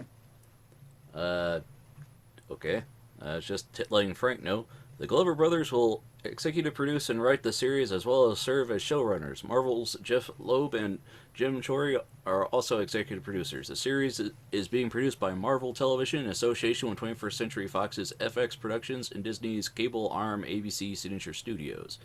Donald Glover is an incredibly gifted and versatile artist who will bring the Marvel's Deadpool series, the Untitled Marvel's Deadpool series to life with the same intense, singular vision as his breakout hit Atlanta, said Nick Grad, FX's president of original programming, in a statement. With the success of Legion, we're looking forward to again partnering with Marvel Television to create a series that is bold, striking, and entirely original. So. And what's this going to be on? FXX? The Simpsons. Oh, yeah, FXX. Yeah. That's Okay. cool. Hey, do you see these stories at the bottom, though? I'm not going to link them because they're at the bottom of the article. Warner Brothers reboots Snagglepuss as a gay playwright being hunted by the U.S. government. And DC's Hanna-Barbera Beyond will remix and reimagine classic characters. It's got Fred and Wilma here. Mm-hmm. So, yeah. Mm-hmm. Good reading if you already pull this story up. But yeah, I'll watch. I like Deadpool, so I'm. Yeah, me too. This will be interesting to see, and it's good that they're putting something else on FXX other than fucking Simpsons 800 times. Why not? They've got 27 years worth of footage. Well, they ran original programming, and then they realized when they ran a Simpsons marathon that they like tripled their, viewership, and they're like, well, shit, we'll run the Simpsons all day long. 'Cause that's all TBS does is they put those syndicated shows, they play them like nonstop. But they don't learn from kicks it real easy, man. I'm kind of surprised they never had like Deadpool on like Adult Swim or whatever, because it always kind of reminded me of that kind of humor on there. Well, he has a cult following, and the thing is, Adult Swim was more or less indie projects or original content, and even with the original content, they had to sell it. Like, you remember Aqua Teen Hunger Force? Yeah. Vaguely. When the guy said that they pitched the show to Cartoon Network, originally they had to say, "Oh, well, see, they're food items, which they are. They're a giant box of fries, a giant milkshake, and a ball of meat." But the thing was, the plot was going to be that they were detectives. But the show was kind of like one of those shows where it's a show about nothing. So, like, it's more or less what happens when they're walking around not doing anything. And they knew this, but they had to come up with a plot to sell it. So, like, for the first, 3 or 4 episodes, they kept alluding that they were detectives, but they didn't do any fucking crime busting or nothing ever in the show. And I have, like, most seasons on DVD. I went out and bought that shit. Paid straight cash, homie. Okay, I want your money. I want money. I want your money. So yeah, this'll get me to watch it, unless it costs extra money, and then I just won't watch it. But Okay. So you want me to open your second story, Ben? I guess you can. All right.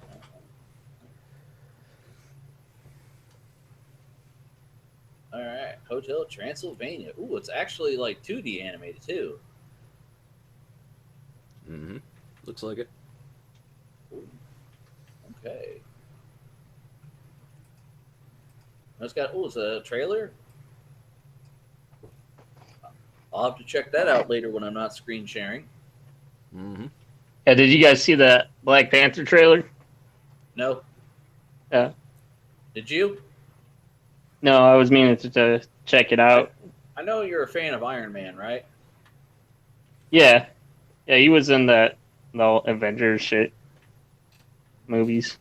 The Avengers shit. I mean, movies. Oh, this. I use that word too much when I'm just like talking about everything. Well, that's like I think that was Donald Glover's a comedian, right, Ben? Yeah. I watched his stand-up special, and he was saying how like black people say the N-word too much, and he's like, I got my car and my seatbelt was fucking with me, and I was like, if you don't, he's like, I called the seatbelt the N-word. So yeah. But yeah, You have the article pulled up, Ben. Do you want to read it, or would you like me to read it? No, go ahead. It's on your screen already.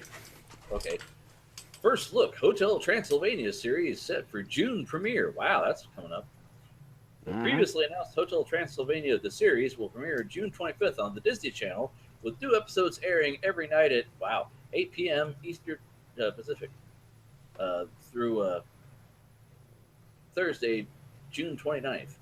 Sony Pictures Animation released this short teaser. We're not going to play it because, copyright. From the series this morning.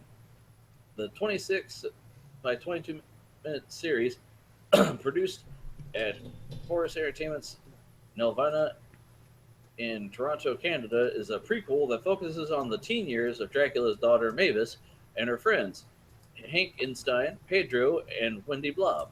The official synopsis. With Dracula away on official vampire business, Mavis finally sees her chance to show her father what she can do. With the help of her friends, she decides to pull her brilliant ideas of how to run the hotel into motion. But enter Aunt Lydia, Dracula's older and much meaner sister. While Mavis and friends are ready to let loose and have fun, Aunt Lydia pushes for even more order and tradition at the hotel.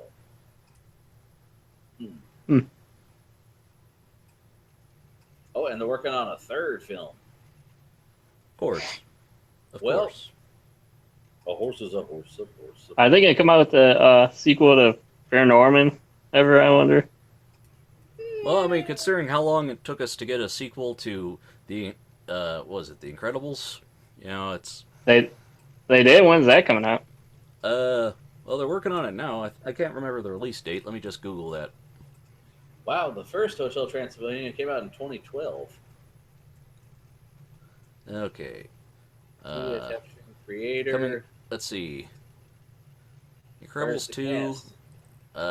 Supposed to come out June 15th, 2018. So about the same time as that Avengers Infinity Wars. The first one. Cool. 2018 is going to be it looks like it's going to be a good year for movies.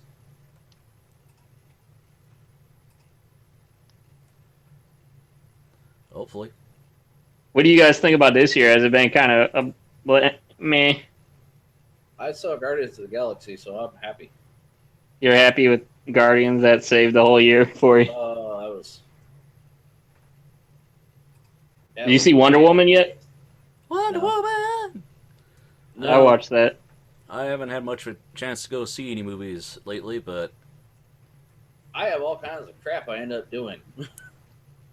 Yeah. All I did was go to the doctor today and mow the grass, and it still took me all day to do that because it was 1,000,000,000 degrees. Yeah, how was that cutting the grass for you? Like, was it like you just dumped a bucket of water on you? I was wearing like a really thin shirt that I usually wear to mow because it breathes. But man, yeah, it was just like I threw it in a sink and then put it on because it was just gross. And I was like, I've taken a shower before I do the show because I'm not sitting in my own sweat. Even though this chair has a mesh back, I need to be able to breathe. Well, that's good because some people just won't worry about it. Okay. Did you have any other articles, Ben, or? Nope. Okay. Did you want to start with yours, Ian? Yeah, sure. You can start with the AMD one. I posted in the chat there. Well, I already opened them as tabs, so. Okay. Sunnyvale, California. AMD today announced that it has been selected by the Department of Energy's Escalating Computing Project to accelerate critical computer technology research for the development of the nation's first exascale supercomputers. The next 3-year Path Forward program provides funding for research and development to drive critical advances of next-generation supercomputing hardware technologies. Path Forward differs from previous exascale research efforts in that it puts even greater emphasis on co-design to foster innovation, encourage close collaboration between AMD and other program participants. The Path Forward program will address the 4 key technical challenges of exascale computing: parallelism, memory and storage, reliability, and energy consumption. AMD will work on CPU and GPU microarchitecture, memory systems, component integration, and high-speed interconnects. AMD's work for Path Forward will emphasize on open standards-based approach to heterogeneous computing to improve the performance, power efficiency, and ease of use of exascale systems. Wait a minute, is that the one that's talking about AMD has created an OpenCL powered accelerated new render engine? I don't know. I thought I opened that one. Maybe this is. I had a story about AMD too. I don't know if this was. Maybe I might open yours. Hold on. Yeah, mine's AMD gets into 3D rendering with free Radeon ProRender engine.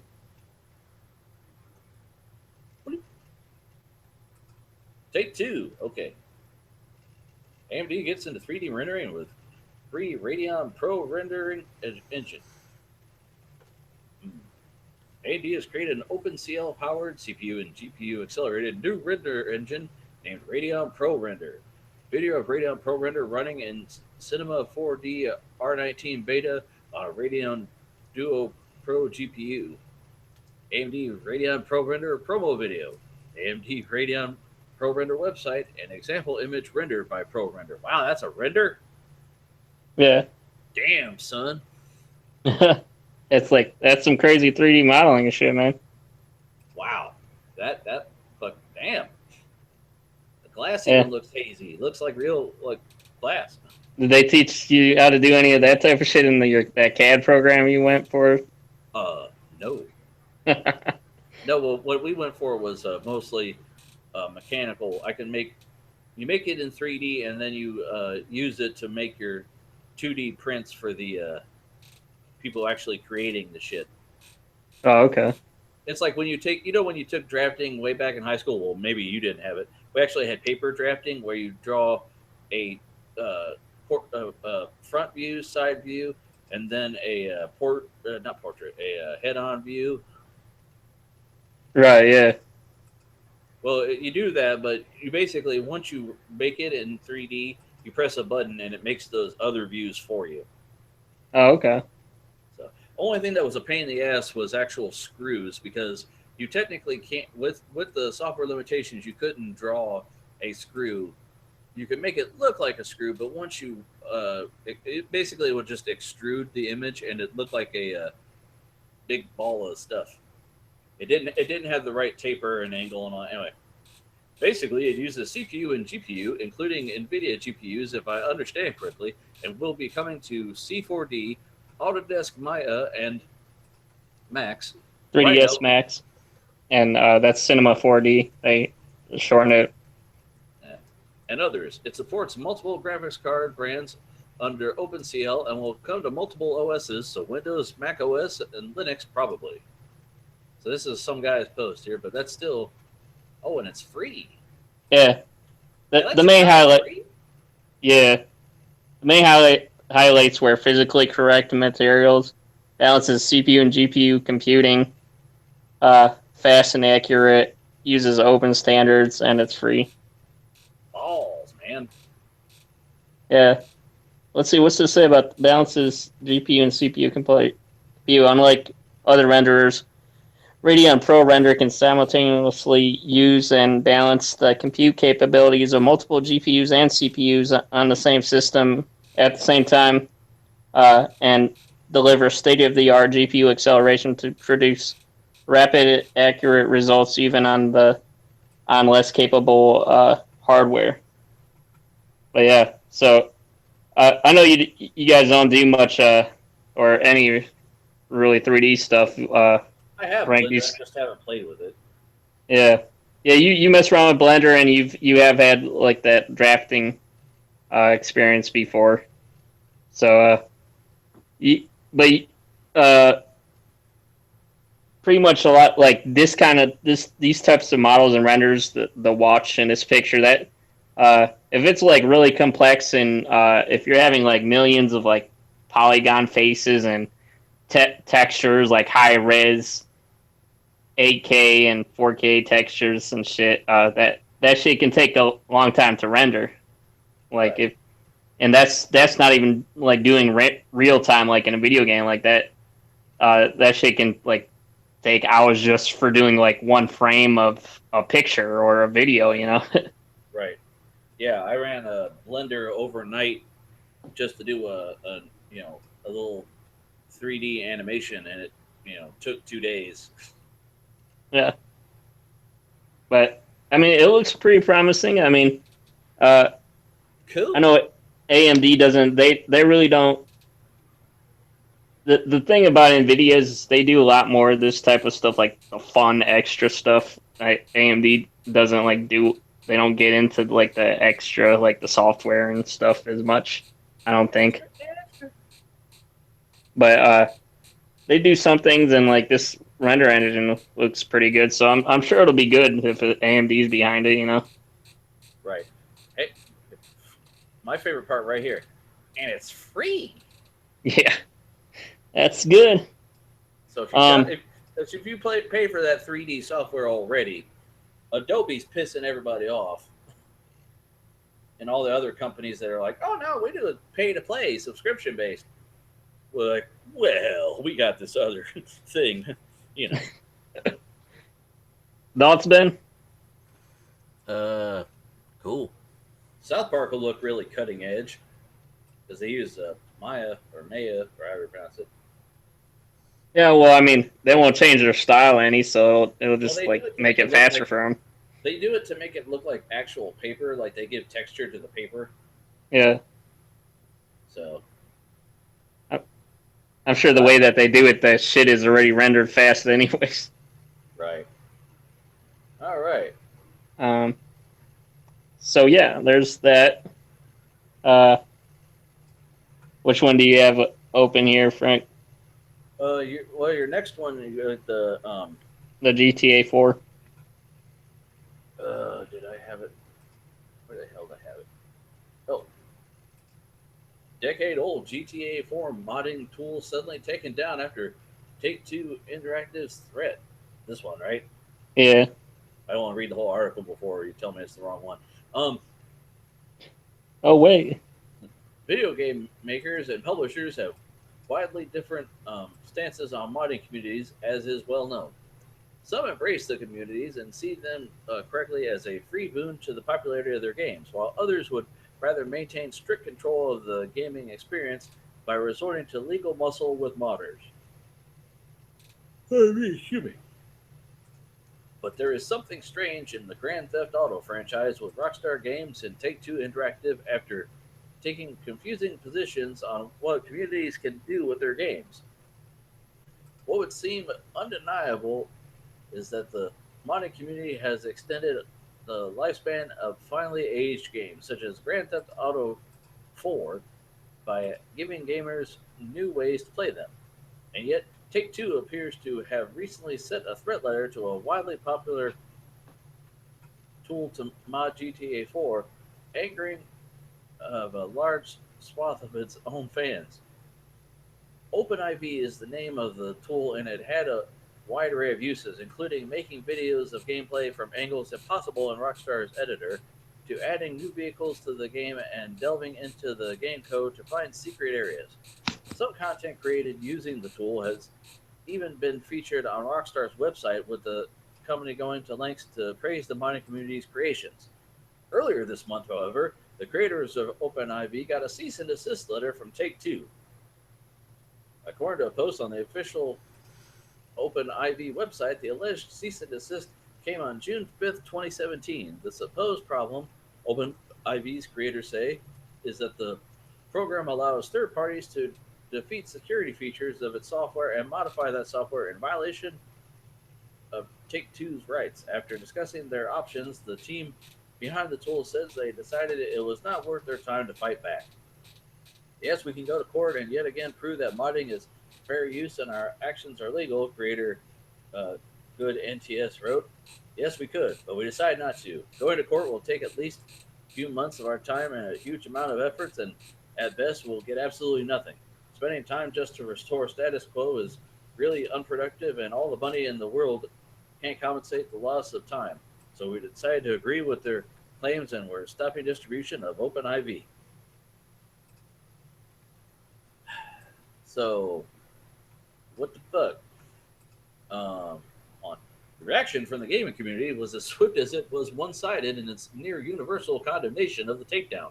Reactions ranged from confusion about why this action was taken after nearly 10 years of Open IV being in use and distribution to promises to never buy a Take-Two game again. Here is a sample of the reaction from Kotaku's post.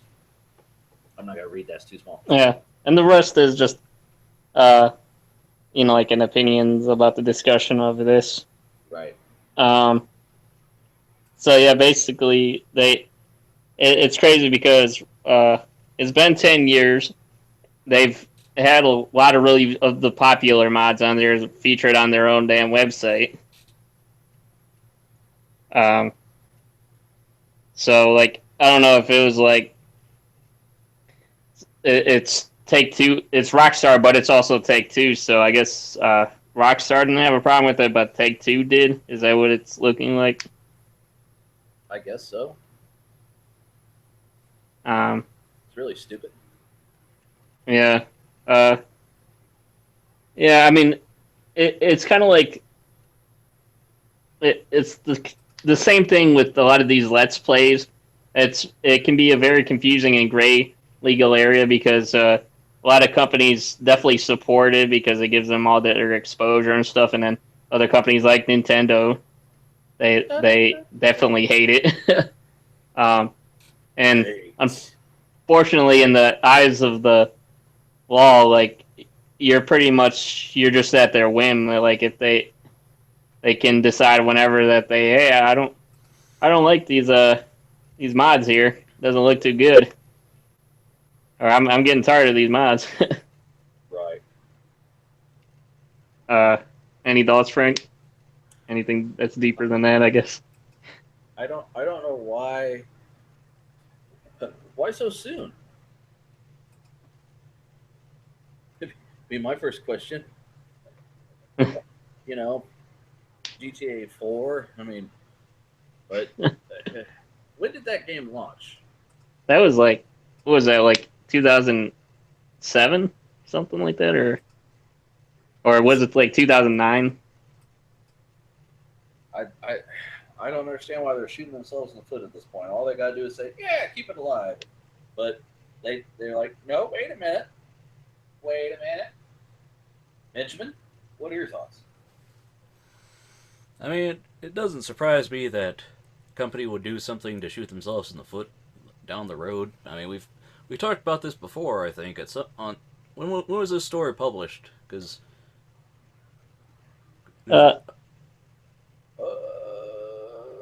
I'm not too sure. I found it on this new site that looks pretty cool. Just Tech Nerd. Well, I mean, it doesn't surprise me whenever companies will do stuff like just like movie studios taking down their own trailer for copyright claims. It's like, well, I don't know. There's only so much you can do in this tech age where people who get the power don't know what they're doing. Yeah. Yeah. Well, I mean, and that doesn't necessarily mean like the owners of the site that pretty much made the thing is, they're gonna comply. But this such a popular modding tool is already everywhere. Then, Yeah. All this does is it's gonna make people take the code and go, so it's open source now, right? And then they're just gonna make a fork of it. They're not gonna recreate it.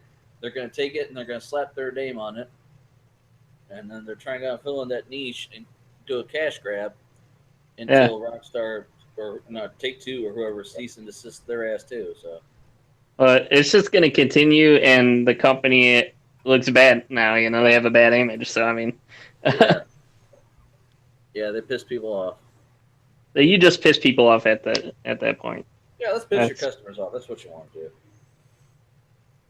Okay. So, okay. Okay. What other story do you want to read here? The NCAA. NCAA forces UCF football player to choose between his athletic career and his YouTube channel. While we've talked about the NCAA in the past, Those conversations have mostly revolved around the NCAA's backwards thinking regarding the streaming of sporting events and issues about the likeliness of players appearing in video game or likenesses, sorry, of players appearing in video games. Unsaid from what I can tell, however, is the general opinion of this writer that the NCAA is an outdated institution designed to make gobs of money off of the labor of otherwise free citizens while curtailing their rights to make any income themselves.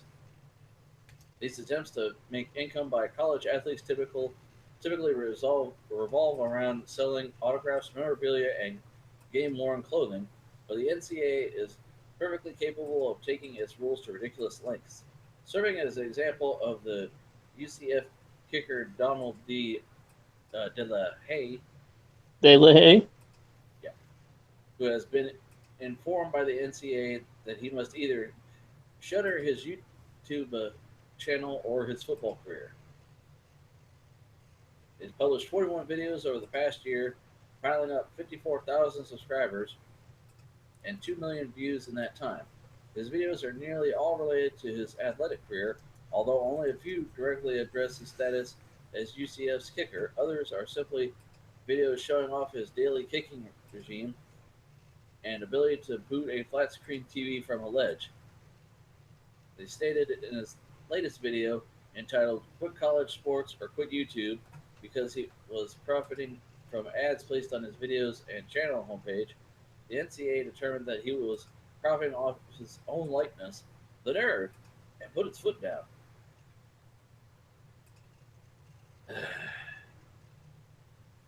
I mean, did you watch the episode of South Park where they were basically satirizing this? I never saw that. Oh, it was Crack Baby basketball. Hmm. They had so much money. Cartman was sitting in a hot tub full of KFC gravy, and he talked Kyle into doing it. And Kyle's like, "Yeah, dude," and Stan's like, "Yeah, no." But it's like, man, I don't make the rules. I just think of them, and write them down. So it's like, just like they said about kids, their face can be in a video game as long as you pay the NCAA. Oh, you can't pay the kids anything though because they're fucking kids. It's not an intern job. The fucking all the people I know who watch sports,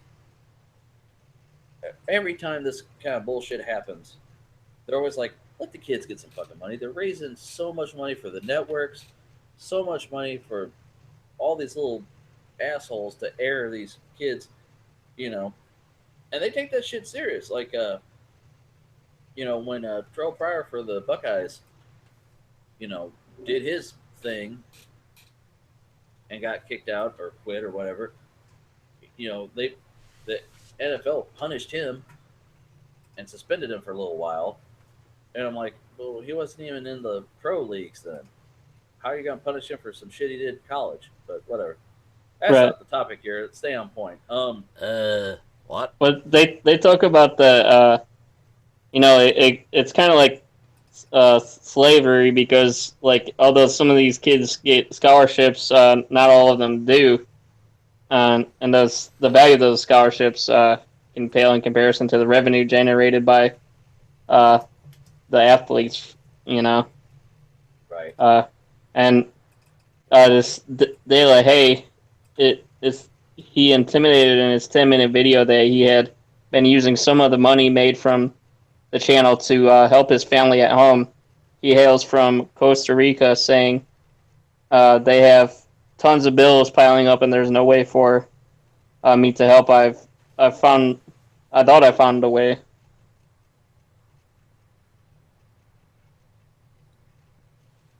Yeah. It's just bullshit. It's really messed up, man. I mean, do you think that that's like because I guess what was it saying that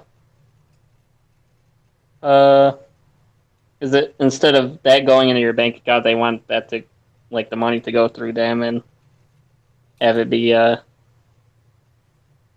like filtered that way or something. I don't know. They want your money.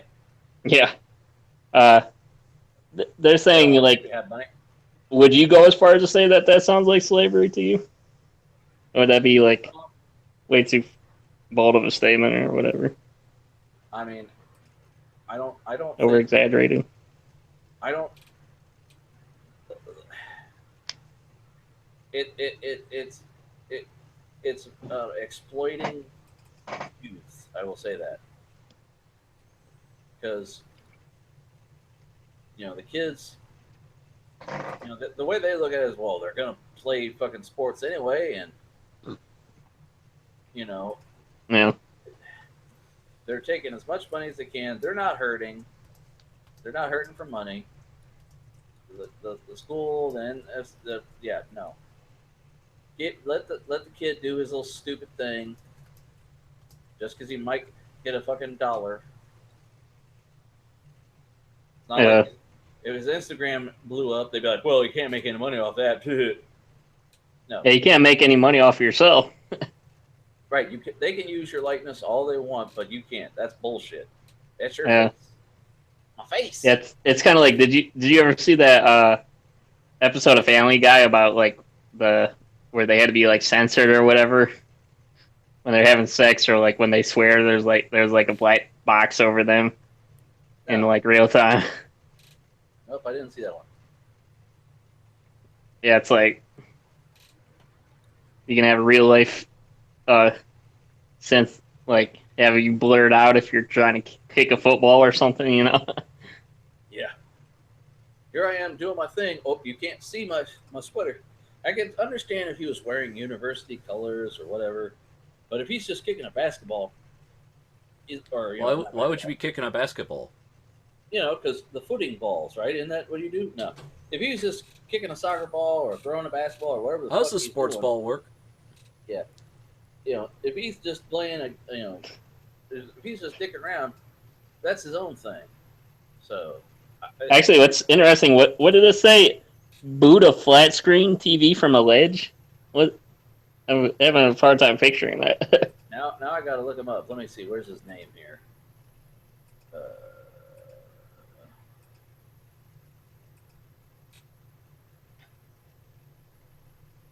De La Haze. Pull this up on the screen that you can't see. Talk amongst yourselves. Like, that just reminds me of that.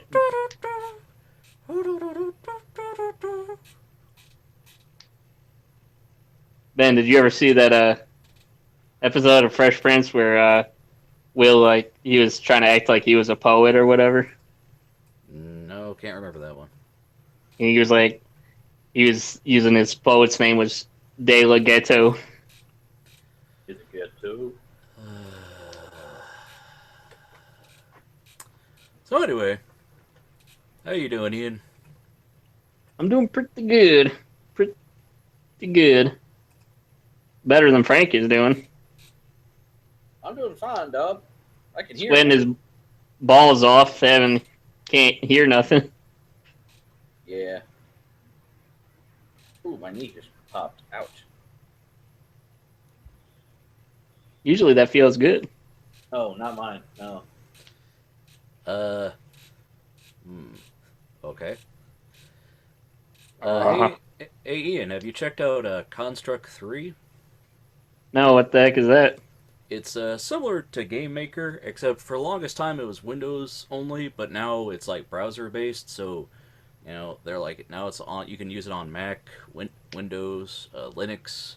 They're they're working on getting it to work on more than just Chrome. I think right now. Let me, because I know Newgrounds did a jam on it recently. Jam? Yeah, they did a game jam where people would make games with it, and the winner would get a thing. I don't remember what the prize was because I didn't have time to enter, so I figured no point in looking at that because can't do it. Right. But I figured you might appreciate it. Oh. Well, you could drop me a link, man. I just dropped it in the chat. Okay. Make awesome games. I mean, there's a couple like I can't remember what games I've played on to been made on it before. I know that Cosmocoria was made in it. That's a cool game. Here's that video, Ian, when you get a chance there. Multi-platform Oh, okay. games. Cool. Okay. So, what story would you like to do next, sir? We could do the next one about the 3D scanning, Uh, pitfalls and potential.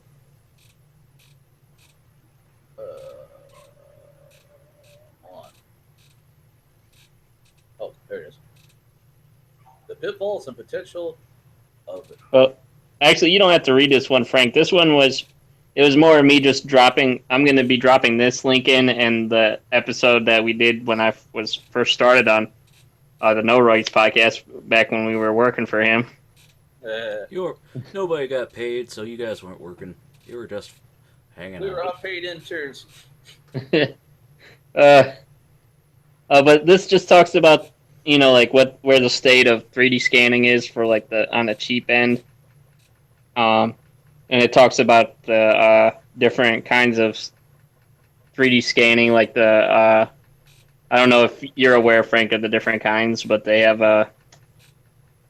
I think one of the most common one is structured light scanning, where you project some kind of pattern or whatever on your subject, like a person's head or like a whatever object, and it determines the depth and the curvature with the like how the pattern deforms and stuff on them. Usually, you can make a cheap one using like a projector, and like a regular camera. And then the Kinect, that's technically a structured light scanner because in the infrared you can't see the dots, but it projects like I think it's like thousands of tiny dots all over the room. Have you ever seen pictures of that, Frank? Yeah. I saw where they used the Kinect as a scanner. Yeah. So yeah, you can use a Kinect as a scanner. Other kind is like laser scanners, where you have an object like on a lazy Susan or whatever that's motorized, and it just rotates and it goes. It scans a slice at a time. What sound does it make? One more time. Okay. And then they have the photogrammetry kind, where you can take multiple pictures and stitch them together. What? Can you say that, Frank? Photogrammetry. That's why I said big word. Photo Wallace and Gromit? What? Buttholes and grommets? Is that what he said? No, Frank. No. But Dude, no. Have you seen the advertisement like on one of the YouTube ads for one where they have these booths where you can stand and walk in, and then it has like these pillars of like an array of cameras that like take a picture all at the same time from various viewpoints, and that you pipe all those pictures in, and the computer can spit out a 3D model from all that data. So, I mean, I just find that stuff interesting. Never saw that before, but that's cool. Yeah. And they just talk about like the comparisons of different kinds of them. They say at the end that pretty much like the main thing that you want to make sure is good is like you get good even lighting. You don't want it to be like your room, Frank. Hey, I have lights. I just turn them off because it's too fucking hot. Yeah, I know, man. I want to give y'all a treat, and I said, nah.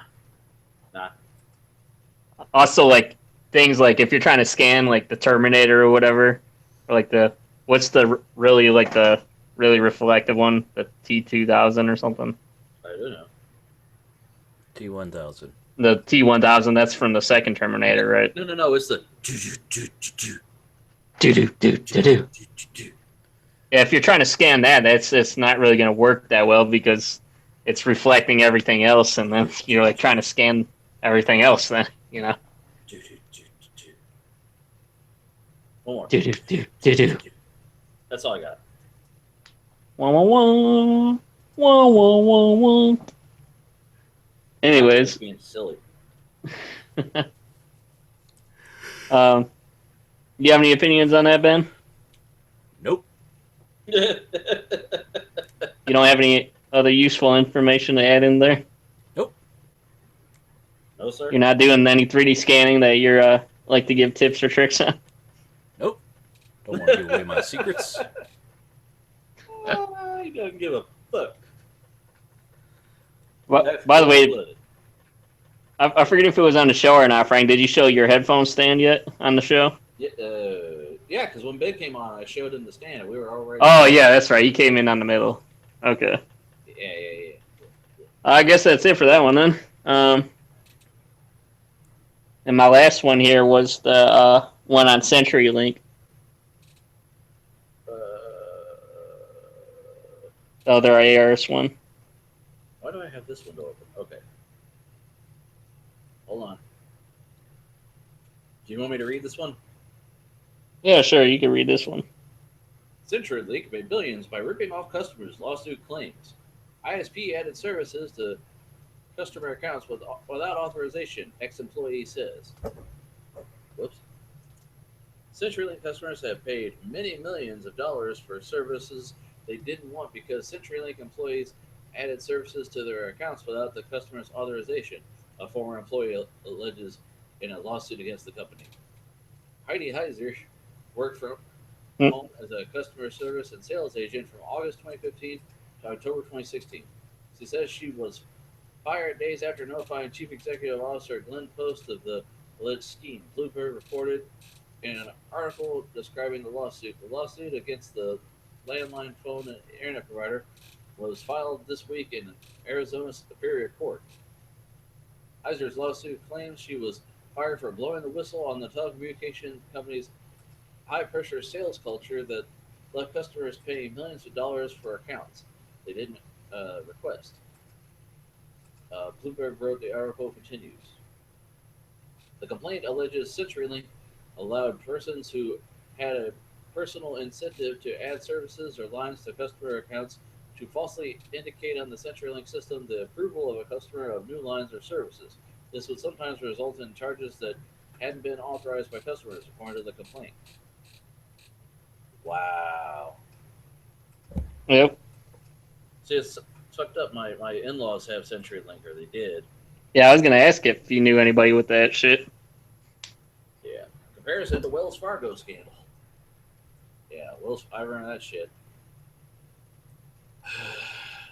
I'm gonna have to share this with them. Yeah. That kind of reminds me of that. Like, did you hear about some of those I forget if it was just like regular telemarketers or if it was like like some of those people that try to call and scam you, and like they'll you got to watch what you say, because if you just say like the word yes or whatever, they have it recorded so that they have like a yes confirmation to charge you on something. Yeah, I actually had that call where they're like, "Oh, I'm sorry, I can't hear you because my headset." So she just rattles on and on. But like at the beginning, she goes, "I'm sorry, can you hear me?" And if you say yes, that's their yes. That's all they needed. Yeah, that's crazy, man. Ben. Benjamin. Yes. Oh, we got it. That's his admission. He says he's okay with it. Yep. You owe us $1 million now, Ben.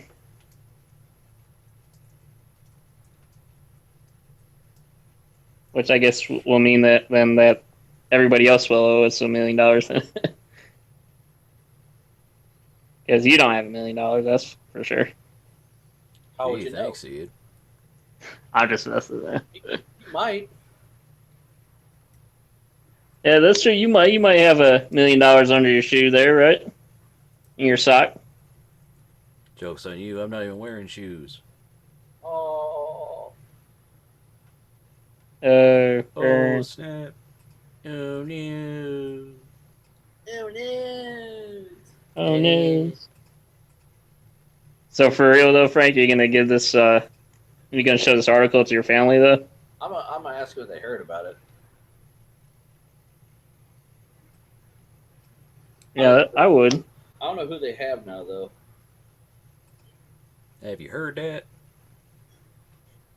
It's been a True that. while since I looked at this. But no, we go over there all the time. I might stop by there. I might go there tomorrow. Like Ian and I were talking about Father's Day is coming up. I might go hang out with Bob's. But if it's a billion degrees, I might just stay inside with the air conditioning.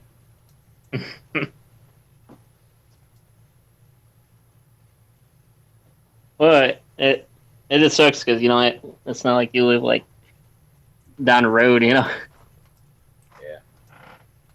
I'll get to them. All Well, right.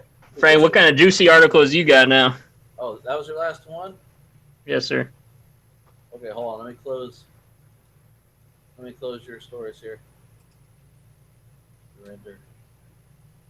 So I had them all mixed up. I opened all your stories and then mine were mixed in. Which reminds me, I didn't email them all to you, so I'm gonna have to send some more to you. Okay. Radio Shack's liquidation sale is filled with merchandise to help you relive the 1980s. Radio Shack used to be the one-stop shop for all things tech, but a lot has changed in the past few decades. Now Radio Shack looks to offer its goods to the world in a final bankruptcy-driven liquidation sale. So whether you want to take a trip down memory lane, are interested in the gadgets of yesteryear, or just looking for something bizarre, Radio Shack has you covered one last time. It looks like Radio Shack has finally caught up with the times and listed all its items online. Sadly, it's not what you're thinking, though. Rather than pivoting to an online-based retailer as an attempt to escape bankruptcy, Radio Shack has begun its liquidation sale to clear out old inventory. While the majority of the items up for auction are from the 1970s, 80s, and 90s, so many are timeless. The very first items you'll find in a metal Radio Shack store sign, the very same that would have greeted you all those years ago. If you're torn up about the loss of your favorite technology retailer, then picking this up is a great way to keep a piece of the store with you. You also find versions of almost any computer that Radio Shack released in the past 4 decades. So if you're missing a few or want to start your very own vintage computer collection, now would be a great time to start. Now, if several decade-old tech gadgets weren't enough to pique your interest, don't worry. Radio Shack has you covered. If you've been searching for the perfect piece to fill that blank space on your wall, then look no further than this George H.W. Bush oil painting with an artisanal bevel frame. There's also a wide selection of portraits from Radio Shack's board of directors and other people you've probably never seen or heard of. So, yeah, I thought this was kind of funny.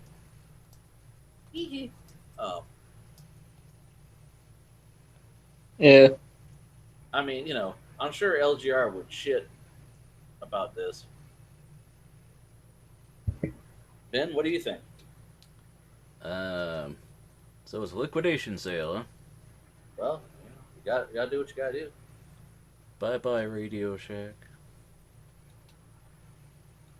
Yeah, that really sucks because Radio Shack was like the only place you could get their kind of stuff, at least before it was just cell phones, Right. Now they just sell cell phones.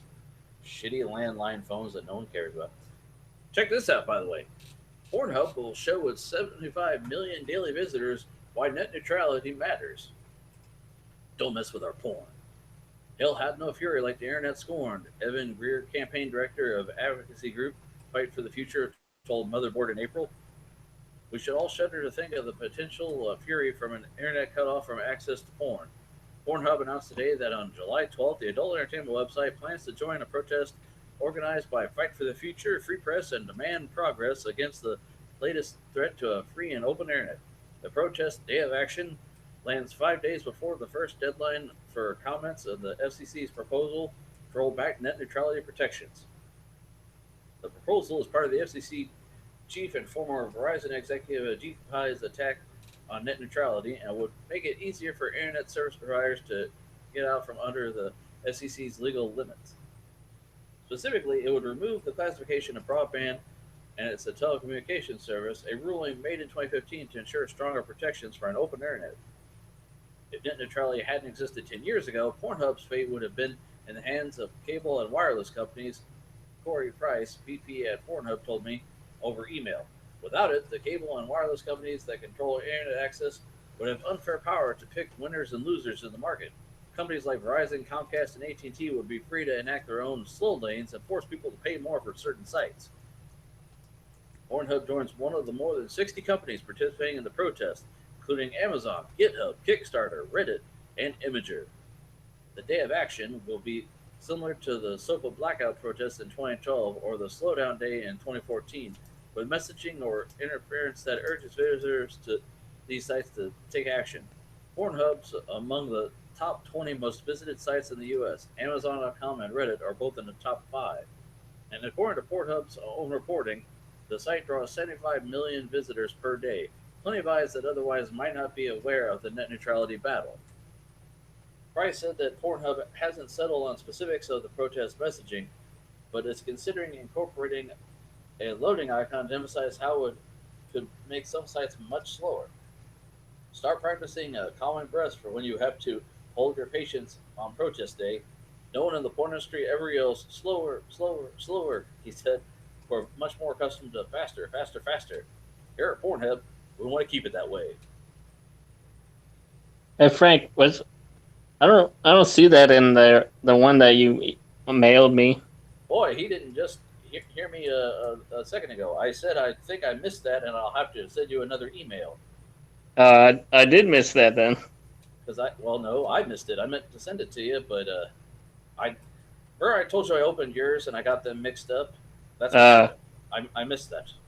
Well, then you're talking about two net neutralities because I did see the Trump with the net neutrality Well, article. whoa, easy there, son.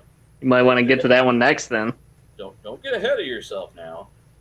Let's discuss this article. Benjamin, What? what do you think of Pornhub's decision? Hey, man, fight the powers that be. If you want to get, not everybody's into Reddit. I understand that because it's, it's a different kind of beast. But a lot of people get into porn. So, Yeah. This'll really stir some thought and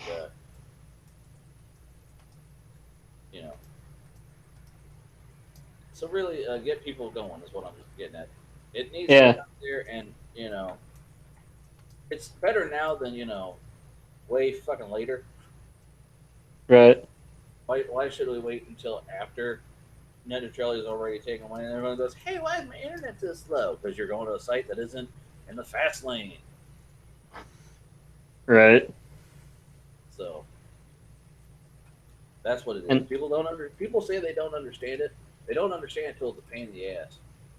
I thought I saw an article the other day about there was like a state that was like trying to block Pornhub or something. I don't know. Probably some Christian assholes. So we got Pornhub. I already had the Radio's liquidation sale. Here's my own personal problem here. Let's see if this loads. So I have an iCloud email account, which is Apple's email account. And I've been a fan of it for quite some time. I had a Mobile Me when you had to pay per year for Mobile Me. So it was $100 a year. And I purchased it twice. I had the subscription for 2 years. And then they gave it away for free with iPhones. And I was like, okay, cool. I like the service. It would sync your calendar, contacts, all that shit. Groovy, okay. Well, then I got tired of buying iPhones and not getting what I wanted because I wanted a bigger phone. And Apple just gave me a longer phone, but it wasn't fatter. It wasn't what I wanted. So I went with Android. And you can still view your Apple email on an Android device as long as you have your thing set up correctly. Then the other day I had a message, oh, your password isn't any good. So I was like, oh no, I've been hacked. So I went in and changed my password. Still doesn't work. So I went to the downdetector.com here to see if iCloud Mail was down for anybody. Because I had heard nothing about this. Nothing whatsoever. And in the comments section, it was littered with people pissed off at Apple saying they're going to get rid of their accounts and go to somewhere else, which I don't blame them. Because Apple has moved to a two-step authorization process. So when you authorize your account to be accessed on other machines, instead of putting your regular password onto your into your settings, you'll get a app specific password. So it'll know that this is for your Android phone, this is for your Windows computer, whatever. Well, in the comments, a lot of people are like, "Oh, just go in and enable it, and it'll fix it." Well, I had just changed my password, so it thinks I'm a hacker. I literally signed up for it. It goes, "Oh, you won't be able to update your security until the 19th." Oh. So I can only access my email. Apparently, this machine lets me do it. I didn't know if it would. And on my iMac downstairs. Now, I tried to access it on my work computer. That doesn't work. My tablet doesn't work. And my phone. So I had to go in and mute the updates because it wanted to, check for an update every 15 minutes, like my email does. And it kept telling me, "Oh, this is, couldn't connect, your password's no good." So now, hopefully, I'll be able to set it and get another stupid password because that's at least 2 years I was using it. And since it's been free, I don't know how long that's been. Hell, I think it was before I met my wife. So we're talking about probably, going on a decade here of using this shit. So all my, emails from my bank and everywhere use this email address. It's going to be a pain in the ass if I have to go in and tell them, "Oh, no, go use this now." They're not going to remember passwords and profiles and shit. Right. But nowhere have I seen an article about this. But all these people are discussing it all over the world, and they're pissed off, and they should be because when they say when they call, everyone's like, "Just call customer service." They say when they call customer service, Apple doesn't have a fucking clue what's going on. So you figure this would be all over the news that all these people can't access their email anymore because a lot of people with iPhones work on a computer at a that's not a Mac. If you're at work, obviously, they they have whatever cheap Windows device they can give you. Right. It can play with other kids, It's supposed to, but a lot of people were pissed off, and I'm one of them because this is bullshit. I mean, I was a paying customer for as long as it was a paid service, and now that it's free, I guess they're like, "Well, we don't have to offer it, I guess." And it's the only place I've really seen an in-depth discussion about it because everyone posts what they're doing and why it's not working, and then some post fixes. And I can't do anything because I go into it and it says, "Oh, you're not allowed to until the 19th." I'm not allowed to. When I log in now, it's not just my password. It asks me security questions like, "What was the name of your first fucking pet, and what street did you grow up on, and what was your teddy bear when you were a kid?" You probably have to match character for character. Yes, I have to put all this shit in already, and it's added hoops you have to jump through. It's a pain in the ass. Bullshit. Yes. What do you think, Benjamin? Wah, this free thing doesn't work. Wah. I mean, Google's been doing two-step authentication for a while now, and But it works. no, it still has problems, and the only way you can contact them is going through their forums, and it's a lot more complicated than Apple, but whatever. Apple doesn't know this is a problem, and it's been going on since last week. I logged into another device, and I get a message on my phone. "Hey, you logged in another device.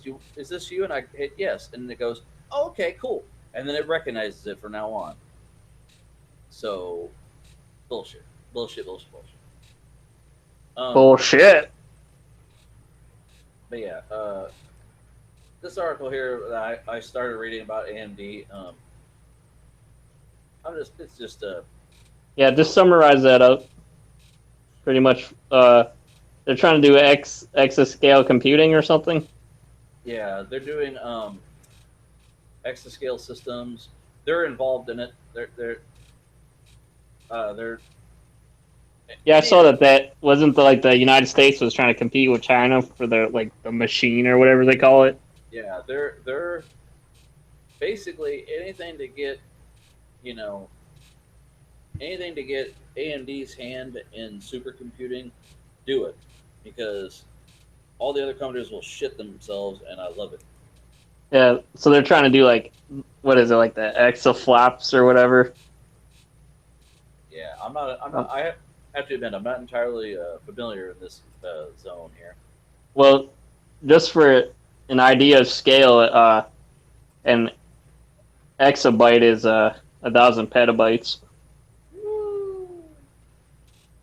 Well, I mean, and you the know AM how Linus was barely able to do a petabyte right. Well, storage.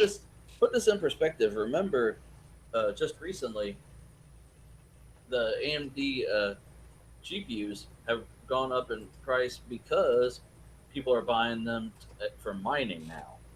Yeah, Not Bitcoin, the newest hotness. I don't remember what it's even called, but yeah, they have some kind of new Bitcoin type of thing going on that's supposed to be skyrocketing so in value. well, and like before, it was always AMD because they were bargain basement, value with the GPUs with the powerhouses. So I mean, they got the guts. I mean, it's just a matter of getting their hat in the ring, and I like it. Like I said, anything to make Intel and Nvidia nervous. Yeah, Check this out. yeah, yeah. What is this called here? Uh, What? Ethereum is supposed to be the new Bitcoin. Oh, Like, yeah, I heard about it. is Ethereum I supposed to be actually the heard new Bitcoin? I heard Barnacle talking about it when he was doing his update on why he hasn't been on YouTube video. Oh Someone yeah, asked him what I watched that too, man. He looks like heavier than ever. I'm sorry, man. heavy dude. He's a heavy dude. He got comfortable with himself. He's like, you know what? Fuck it. I don't have to impress anybody. So Well, I just, I mean, that aside, I just don't know how he makes money. Like he quit that Microsoft job, and he doesn't like regularly upload videos. Not even on his. I think he has some kind of vlog or car channel or whatever. yeah, well, I mean, God bless him. He can, if he's injured, he said he hadn't left bed in 6 days because of the pain, but he can Yeah, afford, his son's got that expensive tutoring. He can afford his, going to see the doctor and get all the medical help he needs. yeah. Whatever he, He bought what was it, like a $10,000 mattress? I thought his back was gonna be okay. Because it's, he's like, oh, this bed makes me feel so better. My back's not hurting every day or whatever, you know. right.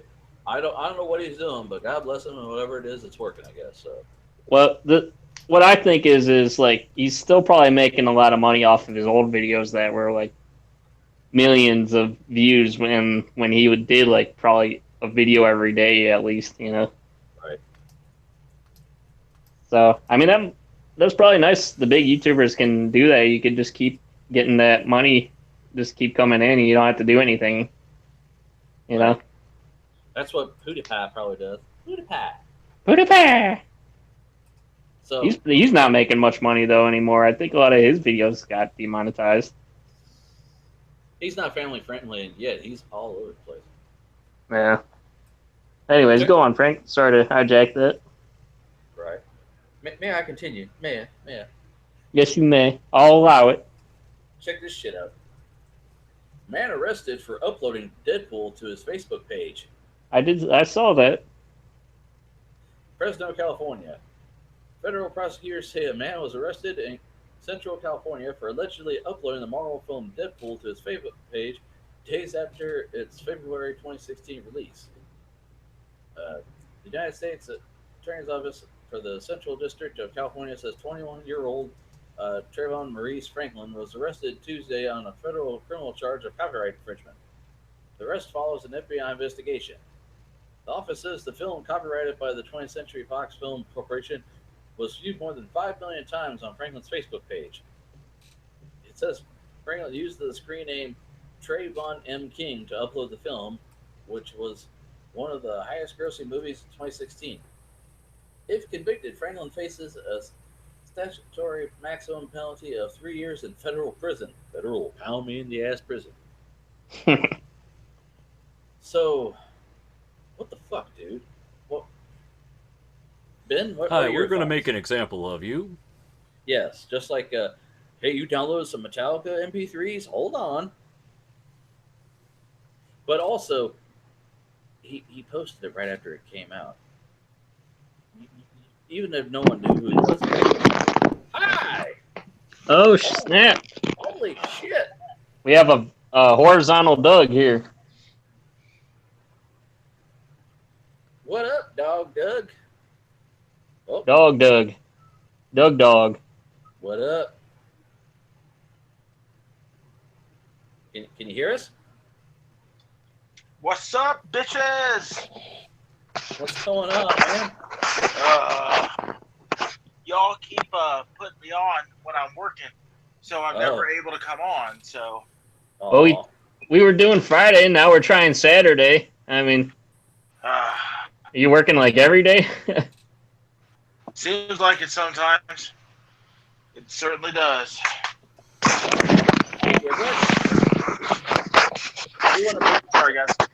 article for your comment.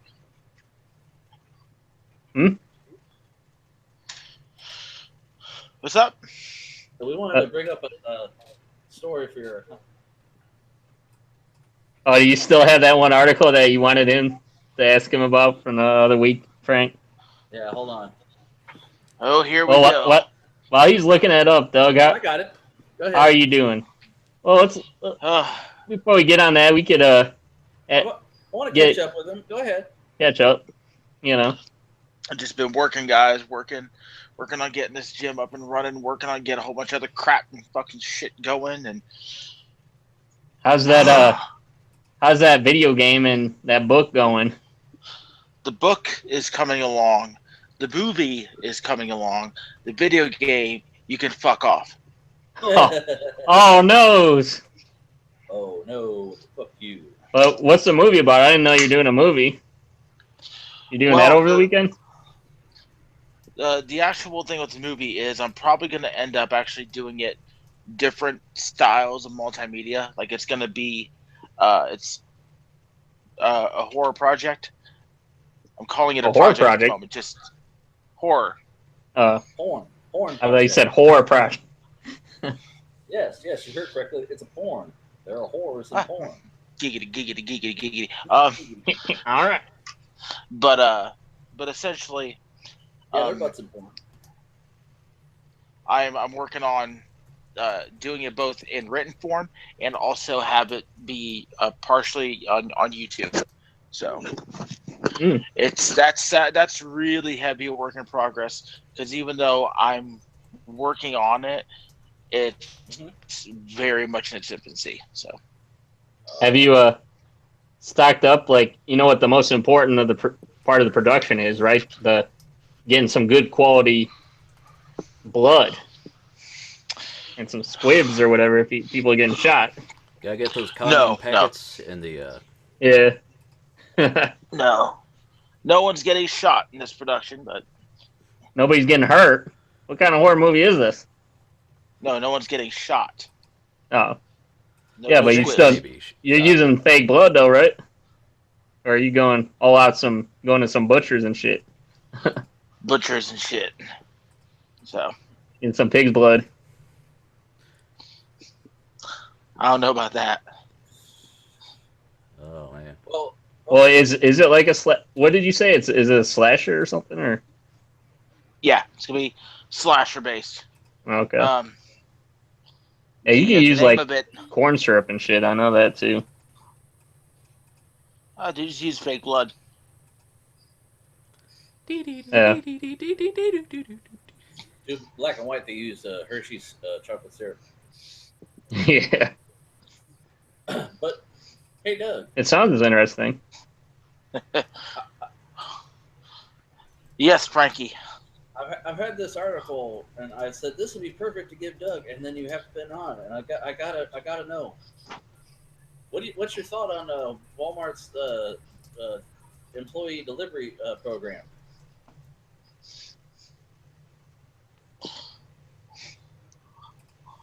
He's gearing up. He's gearing up. Walmart is asking employees to deliver packages on their way home from work.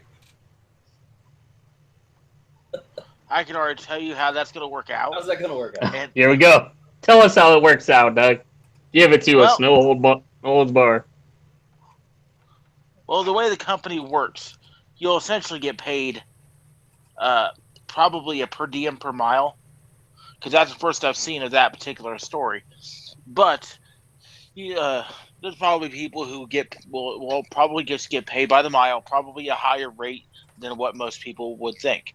Either that, or it's going to be like a flat rate that you get paid to do a certain amount of deliveries per week. So, in theory, that could really be a disaster. However, it could work out in the end. Really? So are you for or against this? Sounds like he's for it, man. I think I'd be for it, but you really got to bet whoever's doing the deliveries. You really got to bet that. Yeah, it's like Uber. You can't just have some dude roll up. Yeah. Well, I'm sure, Doug, you've had some people that wouldn't be good for that under you, haven't you? There's some people who worked for me who would be fantastic for that, because all they want to have to be able to do is just show up, drop it off, and leave, and that's all they would want to do. But the only thing about it is that you really got to have the right people in place. If you don't, you're fucked. Just from day one, you're fucked. So some stores are going to suffer in this area, is what you're saying. Yeah. I think I like the title of this because it makes you mad just reading it. Asking employees to deliver packages on the way home. What? It's not enough that I work for 8 hours. I'm here. You want me to do shit on the way home? Well, here's the thing. That's not necessarily true. I mean, you could have, like, say, for instance, there's two ways a company could look at this.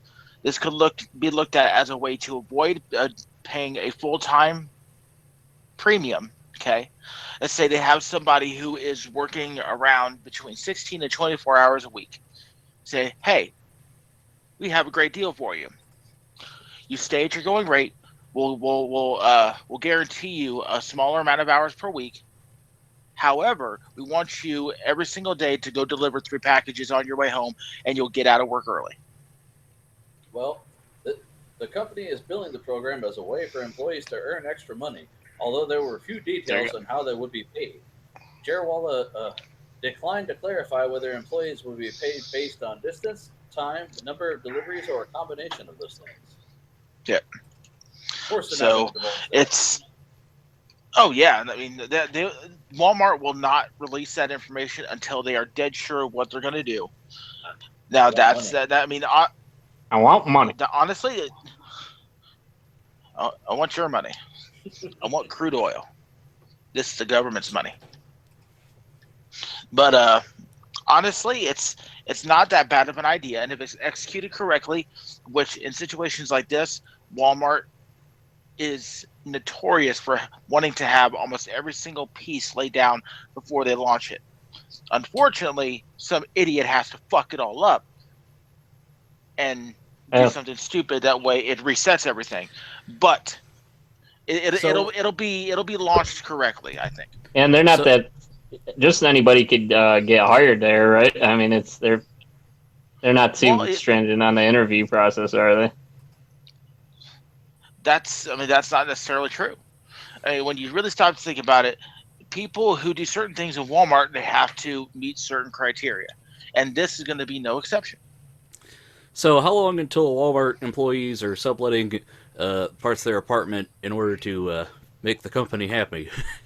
You must carpool to work and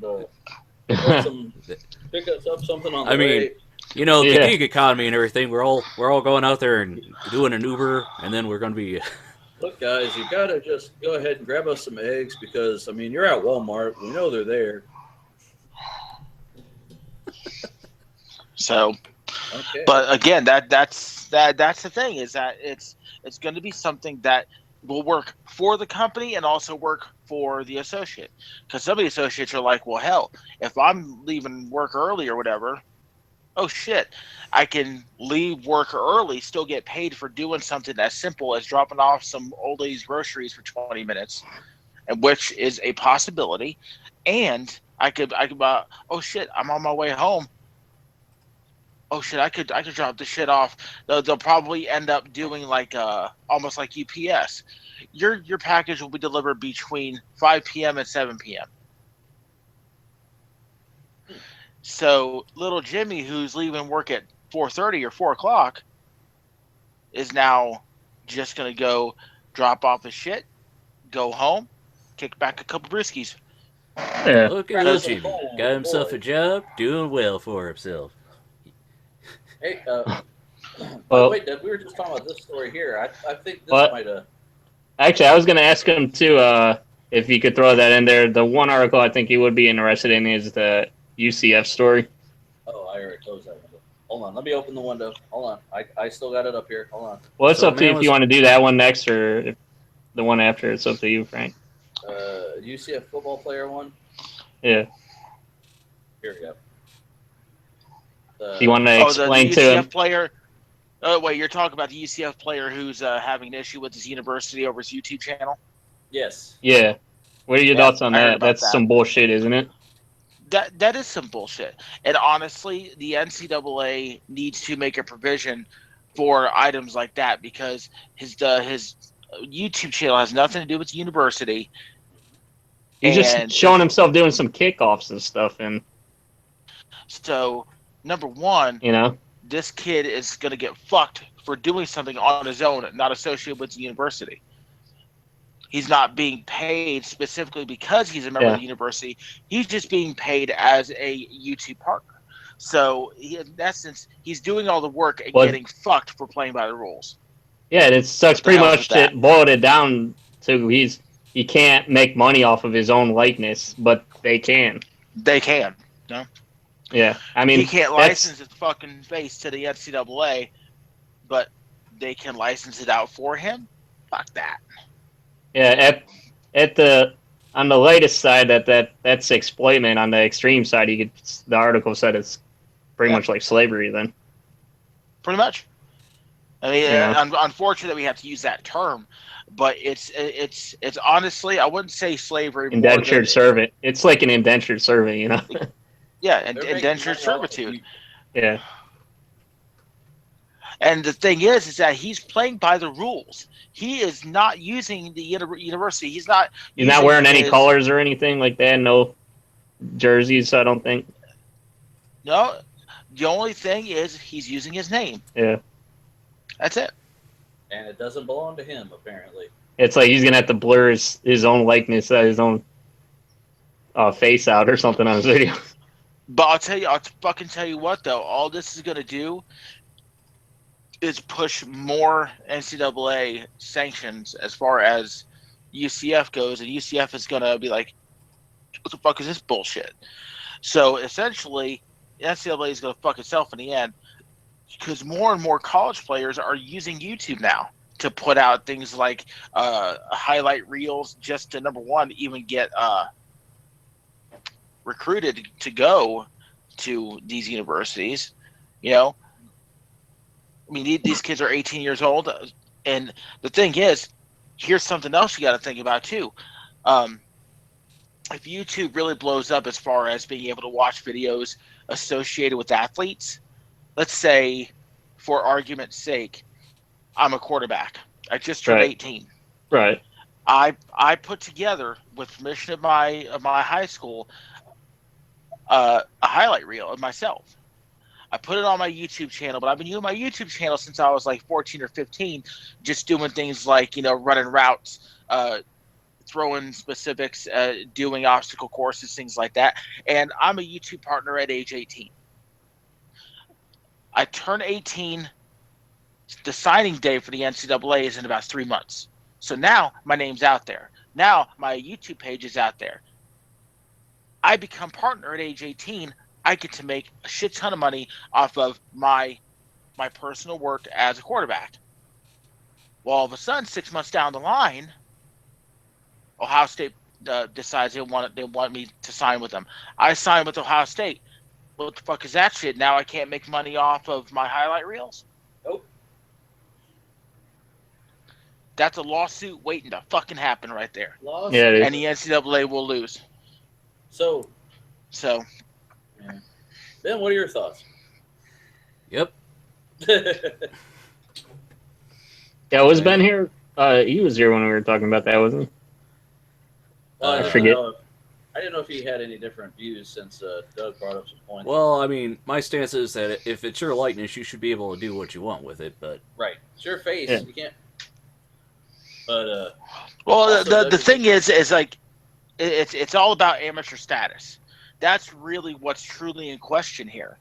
But the thing is that even with your amateur status as a football player, you're not bound by the NCAA of getting a job.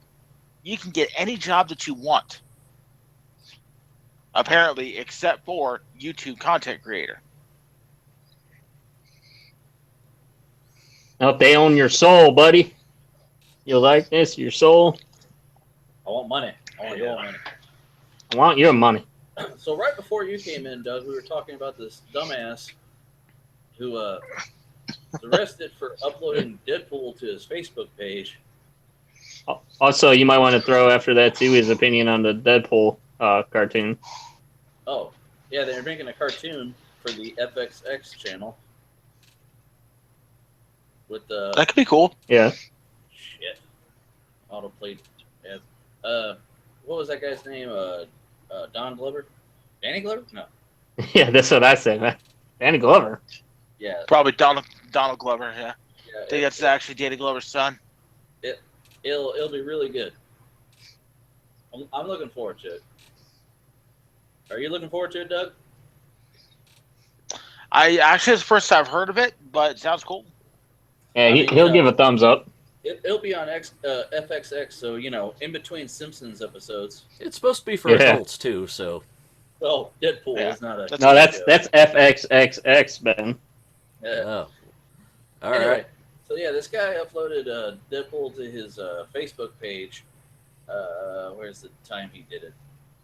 He did it right about in the February, right when it launched. They said that the United States Attorney's Office said it was 21, charged with copyright infringement. The rest follows an FBI investigation. They said that 5 million times it was viewed on his Facebook page. If convicted, he faces a statutory maximum penalty of 3 years in federal prison. And what kind of prison, Frank? Federal pound me in the ass prison. Oh, okay. So here's the thing. Yes, sir. This is just step one of finally people cracking down on fucking freebooters. I'm not a fan of freebooting. This freebooting shit is fucking out of control. This is almost as bad as how YouTube was at first with the freebooting. But now, Facebook in and of itself doesn't really want to fuck with it because it doesn't want to piss off content creators. But at this point, when you have the feds rolling in on that, and this is happening more and more, not only is it you're freebooting movies, television shows, live streaming pay-per-view events, because I've seen it. Well, for those of us So- that don't know, what's freebooting defined as? Just like piracy in general? Freebooting is pirating content. Either it's what's the term freebooting first came from lifting content creator or content from YouTube, but it is now expanded to general piracy from things like music, from movies and television shows and pay-per-view events. It was originally a term used just for YouTube creators and the Daily Motion and stuff like that. Right. But in this case, you're mainly talking about like getting like the movie, like wasn't that like a fresh copy that was leaked by the studios or something? Probably. It might have been that unfinished cut that was leaked out about a month and a half before the movie released. You mean like But that Wolverine movie where they have like 3D models and shit, like unrendered? yeah. So, Yeah. speaking of, Logan was fucking awesome. Yeah, I saw that. It was really good. Frank still has yet to see it, and he loves Wolverine. Dude, you gotta see it, man. Wolverine. Which, by the way, since we're on the subject of movies, do not go see that shitbag movie, The Mummy. Oh my god! The only good thing about this movie is I want my mummy. No. Are you ready for this? Listen to this shit.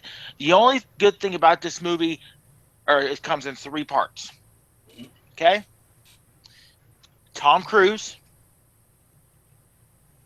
the chick who plays the mummy, and the CGI. That's it. That is it. There is no other redeeming factors for this fucking movie. I walked out in the middle of it because they decided to shitbag all over the original idea of the fucking movie. It's all in the. How many different kinds of like mummy movies and like side movies like the Scorpion shit was there? I mean, let's see. Had Mummy Returns, Mummy Tomb of the Dragon Emperor, Scorpion King 2, 3, 4, and 5. I think. Damn, I thought they only did like a couple of those Scorpions. Yes, I think it went up to 5. But the thing is that this new version of the Mummy is supposed to launch the Universal Dark Universe, where like an Invisible Man, the Phantom of the Opera, the Creature from the Black Lagoon, but they forced it, and it plays forced, and it is forced. Wait a minute. Are they? So they're like trying to do something like that movie, like The Extraordinary Gentleman or whatever, where they have like the invisible guy. It'll probably be something along those lines. Well, the Universal monster movies, they've been sitting on the shelf and not really utilized, and they're trying to. I can understand they wanted to reboot it. Yeah. Because they're not letting other people make movies about it. Doug, have you seen that Wonder Woman yet? I thought that you were going to say the Wonder Woman movie. No, Wonder Woman is fucking fantastic. I agree. I saw it. It was pretty good. Did you see Guardians 2? I have not seen Guardians 2. I need to get on that. I am Groot. I admit I it. saw it, and I will admit I cried like a little bitch. Like a... Oh. Shut up, Ben. Oh, damn. What part did you cry at? You know what? I don't want to spoil it for anybody who hasn't seen it, so I can't say. Okay. But everybody knows. Frank alert. But here's the thing, though. Here's something else. Hey, Frank. Uh-oh. Yeah. What's up with that iBook, bro? Oh. It's collecting dust.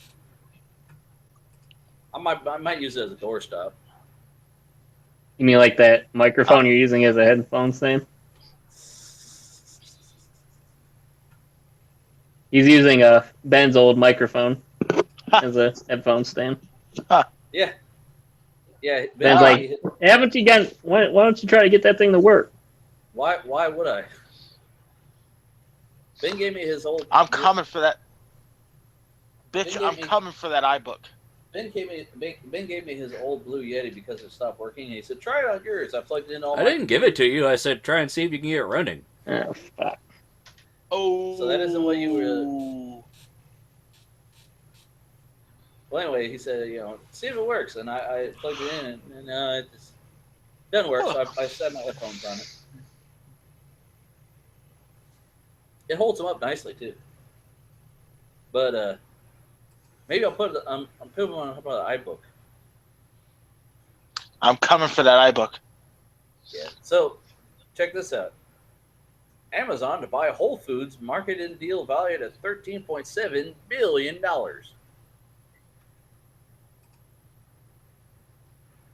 Amazon has acquired Whole Foods in a record-setting $13.7 billion deal. It was also man. It's also granted a patent for future technology that would prevent brick and mortar shoppers from online price checking. Bless you. Hello? Man, we got Sorry, my we got tablet died. we got 3 Ians in this call. Whoa! Oh my! You're I don't know if we can handle this much Ian. Great, we're gonna lose. We're gonna go not live anymore because of E. Great. No, my computer didn't crash. My tablet remember died before. because it was, even though it was on charge, it was sucking up too much juice for the charge. They couldn't keep up with the charge. Okay. Well, anyway, Ian, I said that before your thing dies, because it will. Amazon bought Whole Foods. What are your thoughts? Bless you, Ben. Thank you. What about the Whole Foods? Amazon bought Whole Foods. Hashtag who gives a fuck. Oh. Hashtag who gives a fuck. Yeah, that's one of Doug's next. Oh no, dude, that. I want that. I want that money. I want that Whole Foods Amazon money. Because yuppies buy shit, dude. Have you ordered food online, Frank? Yes. What do you usually order online? Just like any kind of groceries? Like, Well, Amazon has their Amazon pantry deal, and the thing is, when Doug's gonna love this story. When when High C relaunched Ecto Cooler to jive with the whole Ghostbusters reboot, it was only available.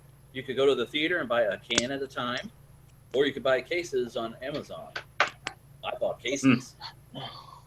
So, but yeah, you could buy toilet paper. You could buy, I bought marshmallows for cereal. But yeah, Ben, what do you think?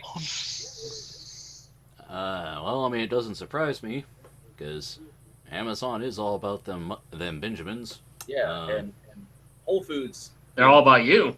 Whole Foods is not even the cheapest item there is expensive. So yeah. Yeah.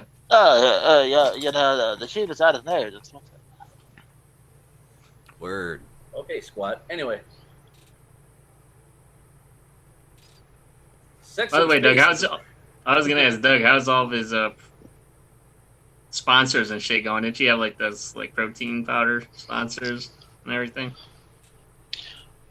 Well, I actually left Fireline. You did? Uh, Is this the first time Yes, I exclusive on here, or did you already let everybody know? well, I put it up. I put it up on my Instagram. However, I also did a video on YouTube confirming my exit. However, something I did only state on my Instagram, but I can tell all of you right now is this: No. I'm not, Drum roll. I am not sponsored. I am currently an affiliate of CT Fletcher's Iron Addicts Nation. Really? Yes. So, motherfucker, if you want to get jacked and tan and juicy as fuck, you go to Iron Addicts, the Iron Addicts website. They help you Use my get tan? promo code. It's like, huh? They help you to get tan? It makes you tan? You can actually, like, Or you're saying you look good tan? anyway, you look good tan. Right. But Hashtag Well, ad. are you able to disclose why Essentially- you left that sponsor? it wasn't anything that actually happened. It wasn't a particular issue between us or anything of that nature. It was more just time for me to go. I can honestly say no actual bad things about them. It was just it was time for me to go, and I actually had no plans to really go anywhere else. But then the opportunity came to join up with the Iron Addicts, so I ended up taking that, and I've been running with it. So Running with the devil. but now you can purchase some Iron Addicts supplements from Iron Addicts. Hashtag ad. It's ironaddictsbrand.com. Use my promo code N10DouglasR And % off. So you get to get some.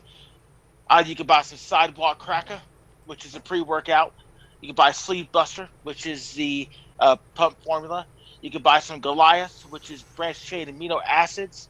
You can buy some protein, which is called I Command You to Grow. And you can buy the Fat Burner, which is called Willpower. and what was that promo code again? N10 Douglas R. So kind of like Ben 10.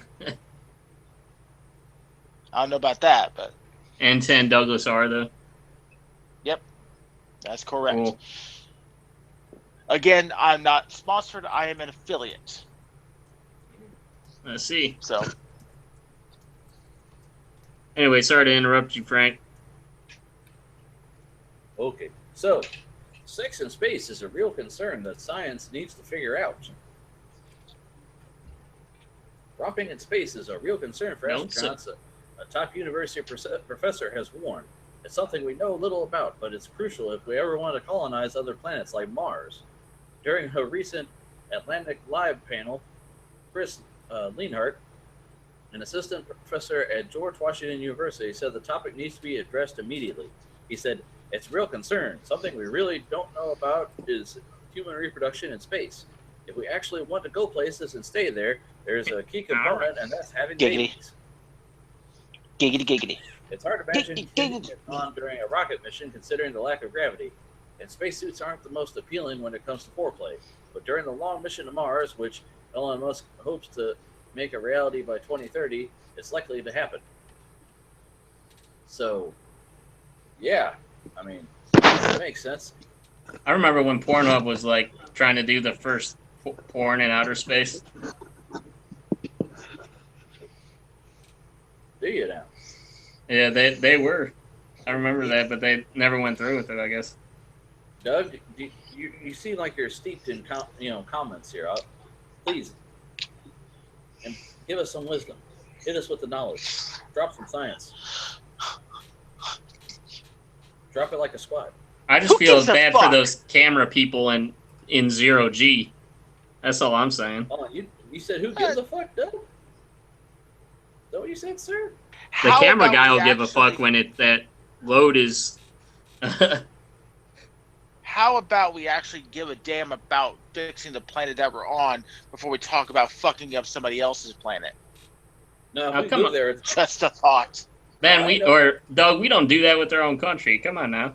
yeah, we got to figure out an escape route before this becomes Krypton, and we fly off to find a fucking Earth, man. Benjamin, Oh, fucking hell. fucking yeah. in space. Got a comment? Well, I mean, how you? It's in space. Well, Ben's like, get busy. Got to get busy. Get busy. Getting busy. well, you gotta admit, I mean, will it be easier to get it up in space? Yeah, but once That's something you guys never thought about, did you? sperm and zero. Nope. No, That's true. Oh, hold on. But have you ever any of you guys ever had sex in the pool? Well, the thing that sucks about that is the water doesn't give you good friction. Well, see, okay, but that's what they're saying though. You'll be floating around with no friction because there's no gravity not- off resistance. Not like Every- I mean vaginal friction, like the Okay. water like You ever- dilutes that shit, man. You ever made sweet love on a waterbed? Go make love to your woman. Gonna lay you down by the fire. See, Doug, we're having big boy discussions about important matters that will. Okay. Here's another Apple story. Goddamn ads. Okay. Uh-oh, Siri. Smart speaker users value price above all else, but sound quality comes in second. Aside from What? facing competition, Apple's HomePod may find it difficult to invade the homes of smart speaker shoppers. According to a recent survey, users value price more than the brand, device compatibility, and voice recognition accuracy, among other things. However, one angle, the Siri-powered chatterbox might gain the Edge's sound quality, which buyers consider as the second most important feature. Consumers price most, uh, consumers price most significant smart speaker factor. Oh, goddamn, my pages jump around. So, what do you think of the HomePad or HomePod there, Douglas? So, I have one thing to say. Yes, sir. Tell me about a product within the past 10 years that Apple has introduced that has been a total and complete flop based on price and price alone. In the past 10 years? Don't worry, I'll wait. Yes. Let's see what Google says. Apple product. When was the G4Q?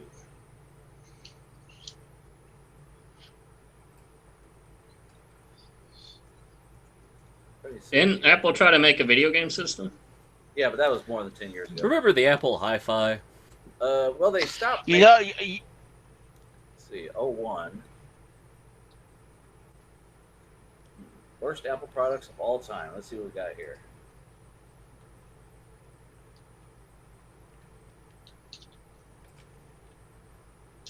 Okay. What, the Lisa? Or Yeah. So think... now, so here's my question. Since there hasn't been one, just specifically based on price, what makes this conversation valid? Okay, but Doug, you're forgetting though. Most of the time, when an Apple unveils a product, it's innovative, correct? It's not something that's being done at that time. Versus right now in this market. That's not always true. Well, okay. Yeah, that was one of the main complaints about the with the new WDC or whatever. But this one big Apple reviewer, his name is David DeFranco. He said that's the problem about the iMac Pro that they're coming out with. It's like, it has beefy specs, but it's not going to have like Apple Pen support. It's not really touchscreen or anything. It's not really they're not really making anything innovative or new with it, you know. Because most of the market is shit for items like that. People who honestly want to use something for touchscreen don't use a computer that's a touchscreen. And if they do, it's so underused. People are currently just buying off of fucking buzzwords and bullshit right now.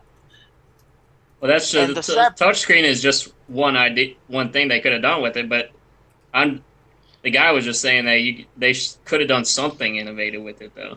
I'm saying, in my opinion, though, it's suffering with the time because it's going to come out at the same time as the Echo Dot, which is $50 and below. You got the Google Home, all these other cheaper devices that are going to offer the same functionality. And all of them are going to work like shit. And the HomePod's going to actually fucking work because here's the thing what Apple does. And the thing that I've been telling people for years that Apple does. Apple doesn't just put some shit out there and then all of a sudden nothing works, but it still sells. That's what Samsung products for the most part are for. That's what, actually, no, I won't lump Samsung into this conversation, actually. They're actually much better than they used to be. They're the number 2 as far as product quality goes. Here, Huawei, HTC, because HTC is shit. I'll agree with you there. Highly technical crap. That's what HTC is. Alcatel. The heck is Alcatel? Alcatel is a company that's just like Huawei. These companies, and unfortunately, you have to include Google themselves in this shit when they release products that have these fantastic features that don't fucking work correctly out of the box. Well, what about companies like LG and Motorola? They're doing pretty good, I thought. Well, Doug, but they still have a lot of products that... Did you have the first generation iPhone, though? Because I did not. I did, and within the first month, the screen just stopped, the touch screen stopped working, and they said, oh, we didn't think people would actually be using it that much. So they didn't build it to last, and I had to send it in and get it replaced. But you know what? What did Apple do? What they did. Apple admitted a fault, and they fixed the fault. Okay? How many companies do you see out there besides Apple and Samsung that will admit a fault and fix the fault? If the fault costs more than it does to be sued, then yes, they fix it. But again, admit the fault and fix the fault. Those are two main things that a lot of companies will sit in fucking litigation for forever to not have to do because they consider it a black mark. Apple is one of those companies, and Samsung is another one of those companies that if something fucks up now, they will be like, "Oh shit, we fucked up. Let us fix it for you," and then that's it. The simple fact of the matter is, all these other, like, if you're telling me that a $50 fucking Google Home is supposed to be equal to or better than Amazon Echo is what, $250 or some shit like that? What some of them were when they first started out, or what the HomePod's going to be? Yeah, the HomePod's gonna be like, isn't that gonna be like $300 or $400? It's gonna be $350. Yeah.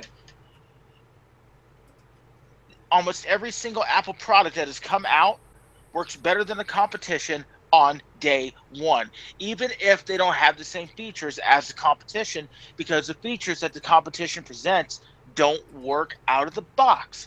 Most of the shit that a lot of companies are putting into the phones and the computers and tablets don't fucking work out of the box. That is the number one thing that I hated Samsung for a long time, but they fixed it and they're good now.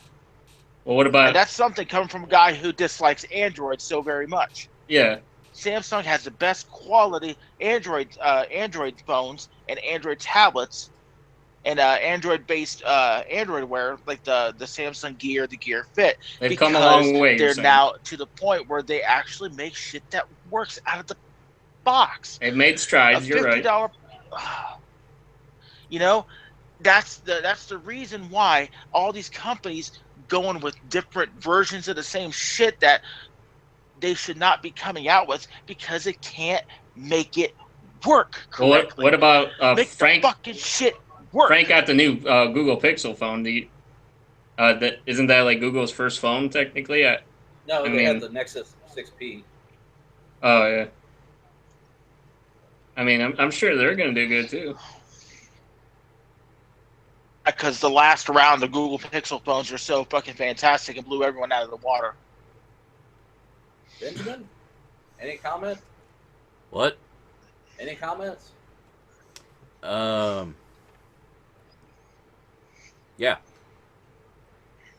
What you got?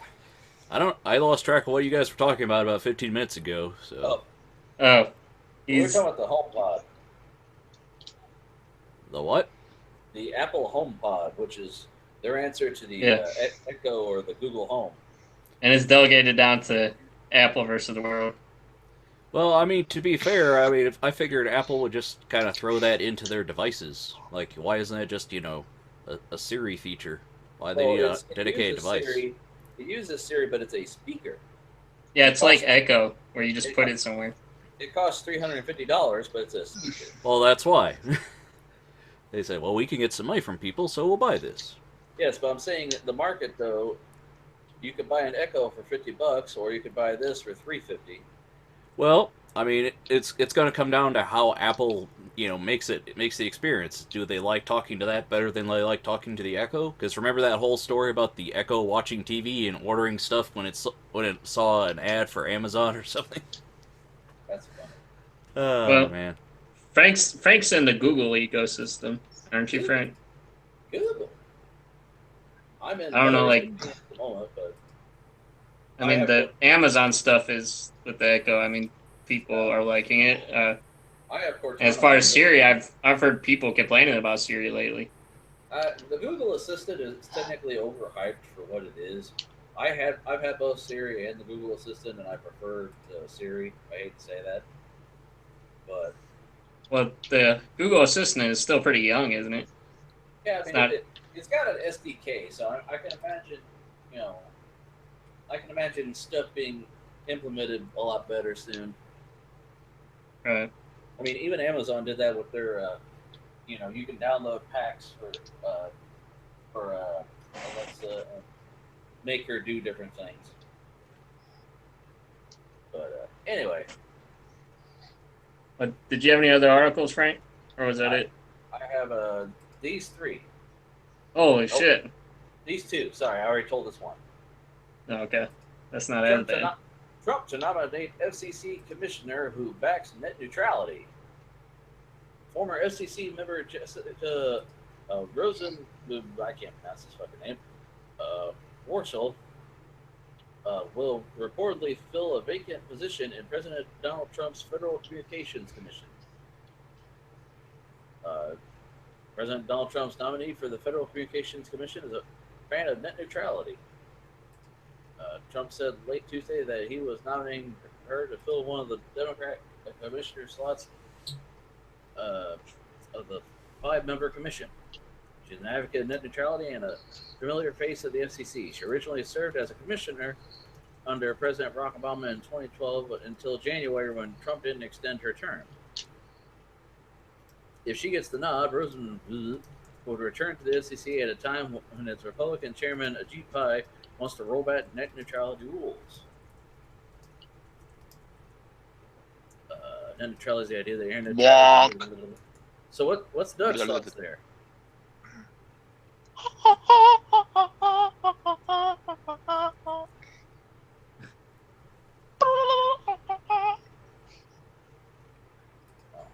Benjamin? Net neutrality rules, they're trying to roll them back, but people are just going to get pissed about it, so. Yep. We're rolling back our prices. We're rolling stuff back from past the Obama administration. We're going back to Truman. Ian? Or Ian? Or the other Ian?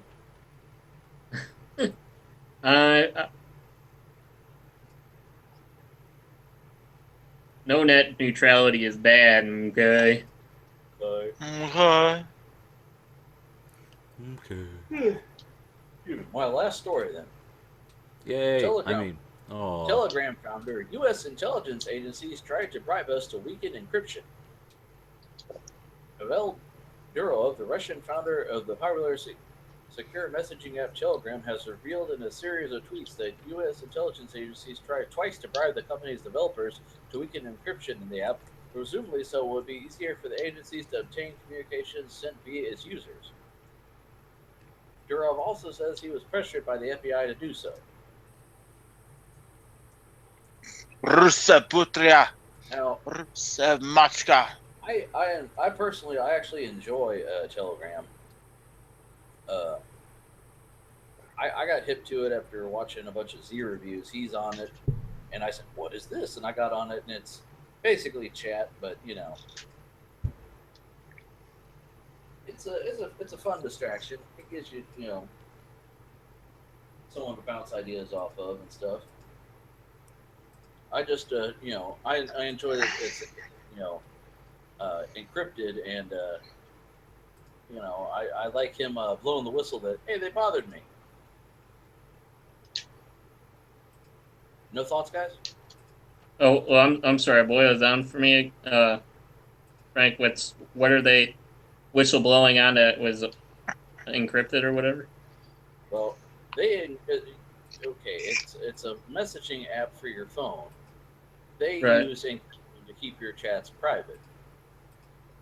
The U.S. intelligence agencies tried to get them to lessen the encryption so that they could spy on them, and they're like, nah, man, nah. Yeah, that's just that reminds me of that. I was gonna do this other article that I saw was about the CIA has had like this malware on like tons of routers for a long time. Oh, Yeah, nice. but yeah, I mean it's an interesting tinfoil hat thing. I mean, it's kind of like that. Do you remember how we talked about there was like a Snowden or I forget if it was Snowden or McAfee. He had like one of those phones that was like all totally encrypted or whatever. Oh yeah. Yeah. But yeah, I mean, if they're like, hey, that's not fair. No fair. That's what the government's like. Right. Right. So I mean, that's it. That's the end of my stories. No more story time. Yeah. Yay. I mean, aw. unless if Doug had a story. Once upon a time, not too long ago, a brother like myself had a strong. Oh wait,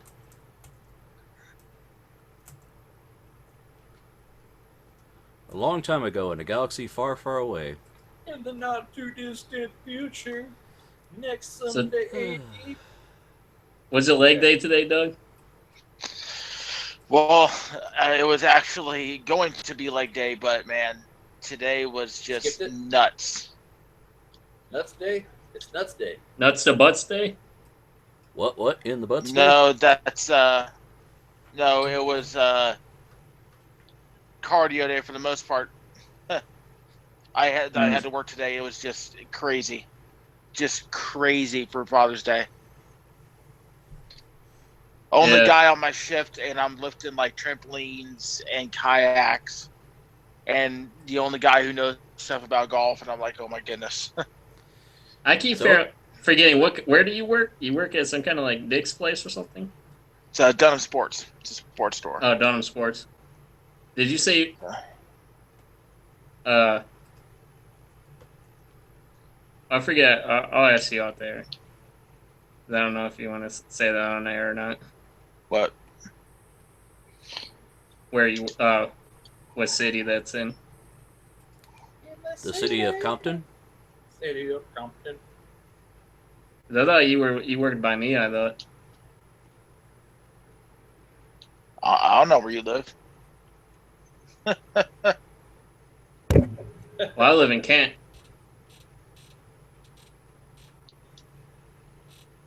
Can't, I live in huh? a house, dumbass. Yeah, Kent. Kent. Kent, right? Kent State. So you live right next to Clark? Who's?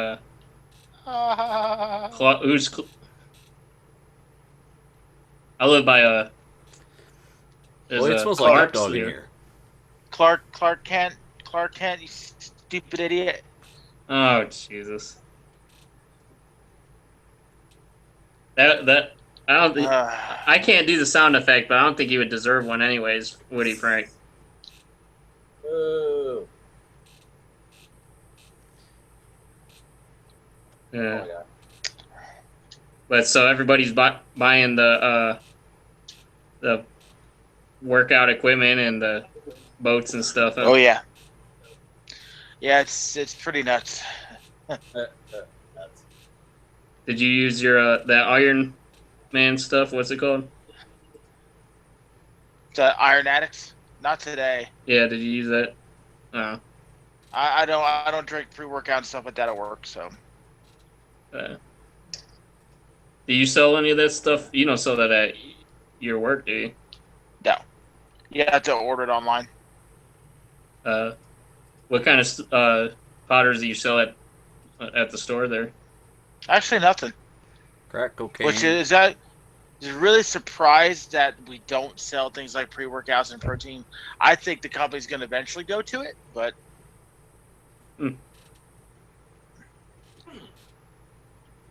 Would be cool. Ain't that special? What do you know about that? what you know about that? What you know about that? Well, is that all we got for this weekend? Yep. I don't have anything else to say. If you don't. I have to say I'm out of beverage, and I think that means the show's over. Yep. You're out of beverage? I When tell you Frank what. needs to pee is who when the gives show crap? is over. Yeah. Settle down, Beavis. Hey, I just bought the complete set. Well, the Mike Judge said he hasn't put out the complete series. because he didn't like some of the. No, early it's the episodes. complete Remember, collection.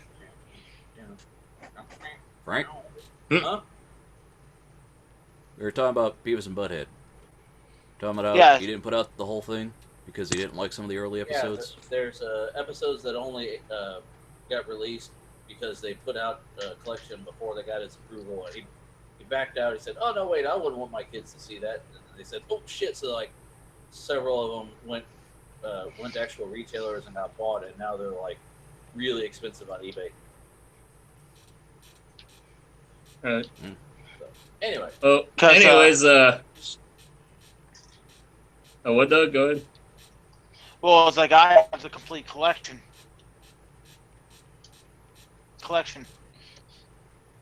It actually says on the Yeah, Here, let me- does it say the complete Mike Judge collection? Because that's what they sell at Walmart. Nope. It just says the complete collection on it. That's the one I got at Walmart.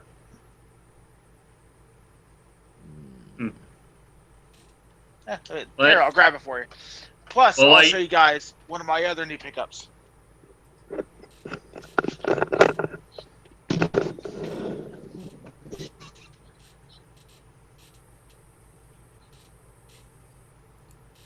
Do you want us to show it on the show, or should I start the end music while you're getting it, Doug? Oh, we can show it on the show.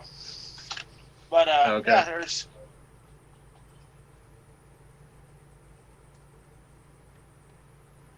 Hold on, let me go to your screen. Yeah. Okay. yeah, it's still the complete collection is still incomplete, but it's the closest we'll get. But yeah, it says complete collection. Yeah, it does say Also, that. pick. So,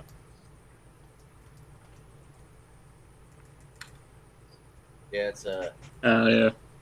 here's an article about how it's the closest we'll come, probably. So, did you get the Friday the 13th game, Doug? I have not. I will though. I'm kind of waiting to see what functionality it's going to actually have. It seems a little limited right now. Well, my little brother has it. And it's actually got like hard to find matches right now if you're not invited. But they're supposed to be releasing also a single player mode. It'd be interesting. But I was just watching them play last night, and it actually looks pretty fun. The kills are just in fucking tense. Wow. All right then. Oh, you didn't Now have you know fish. about that. Anyways, me and Frank would like to thank everybody for coming on here. Yeah, thanks. We were saying Thank thanks you. for Thank you coming very on, much. Doug. Thanks, Ben. You're welcome. Thanks, Frank, for helping me to man this shindig here. Get this shit show on the road. On the road again. Yeah. Just On can't the road afford to again. get on this road again. On behalf of everybody in the Bullet Club, goodbye and good night. Good night. Shot Ahsoka. You don't gotta go home, but you can't stay here. See you on the other side. Boobs.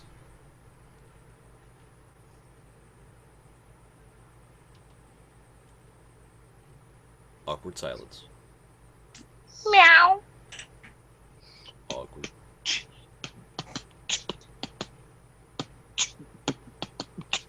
Oh, then exit music isn't working. Suddenly, we just turn into Tom Servo from the end of what was it, Batwoman? Right.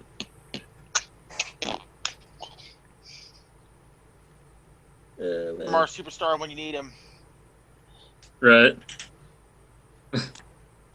Well, anyways, see y'all later.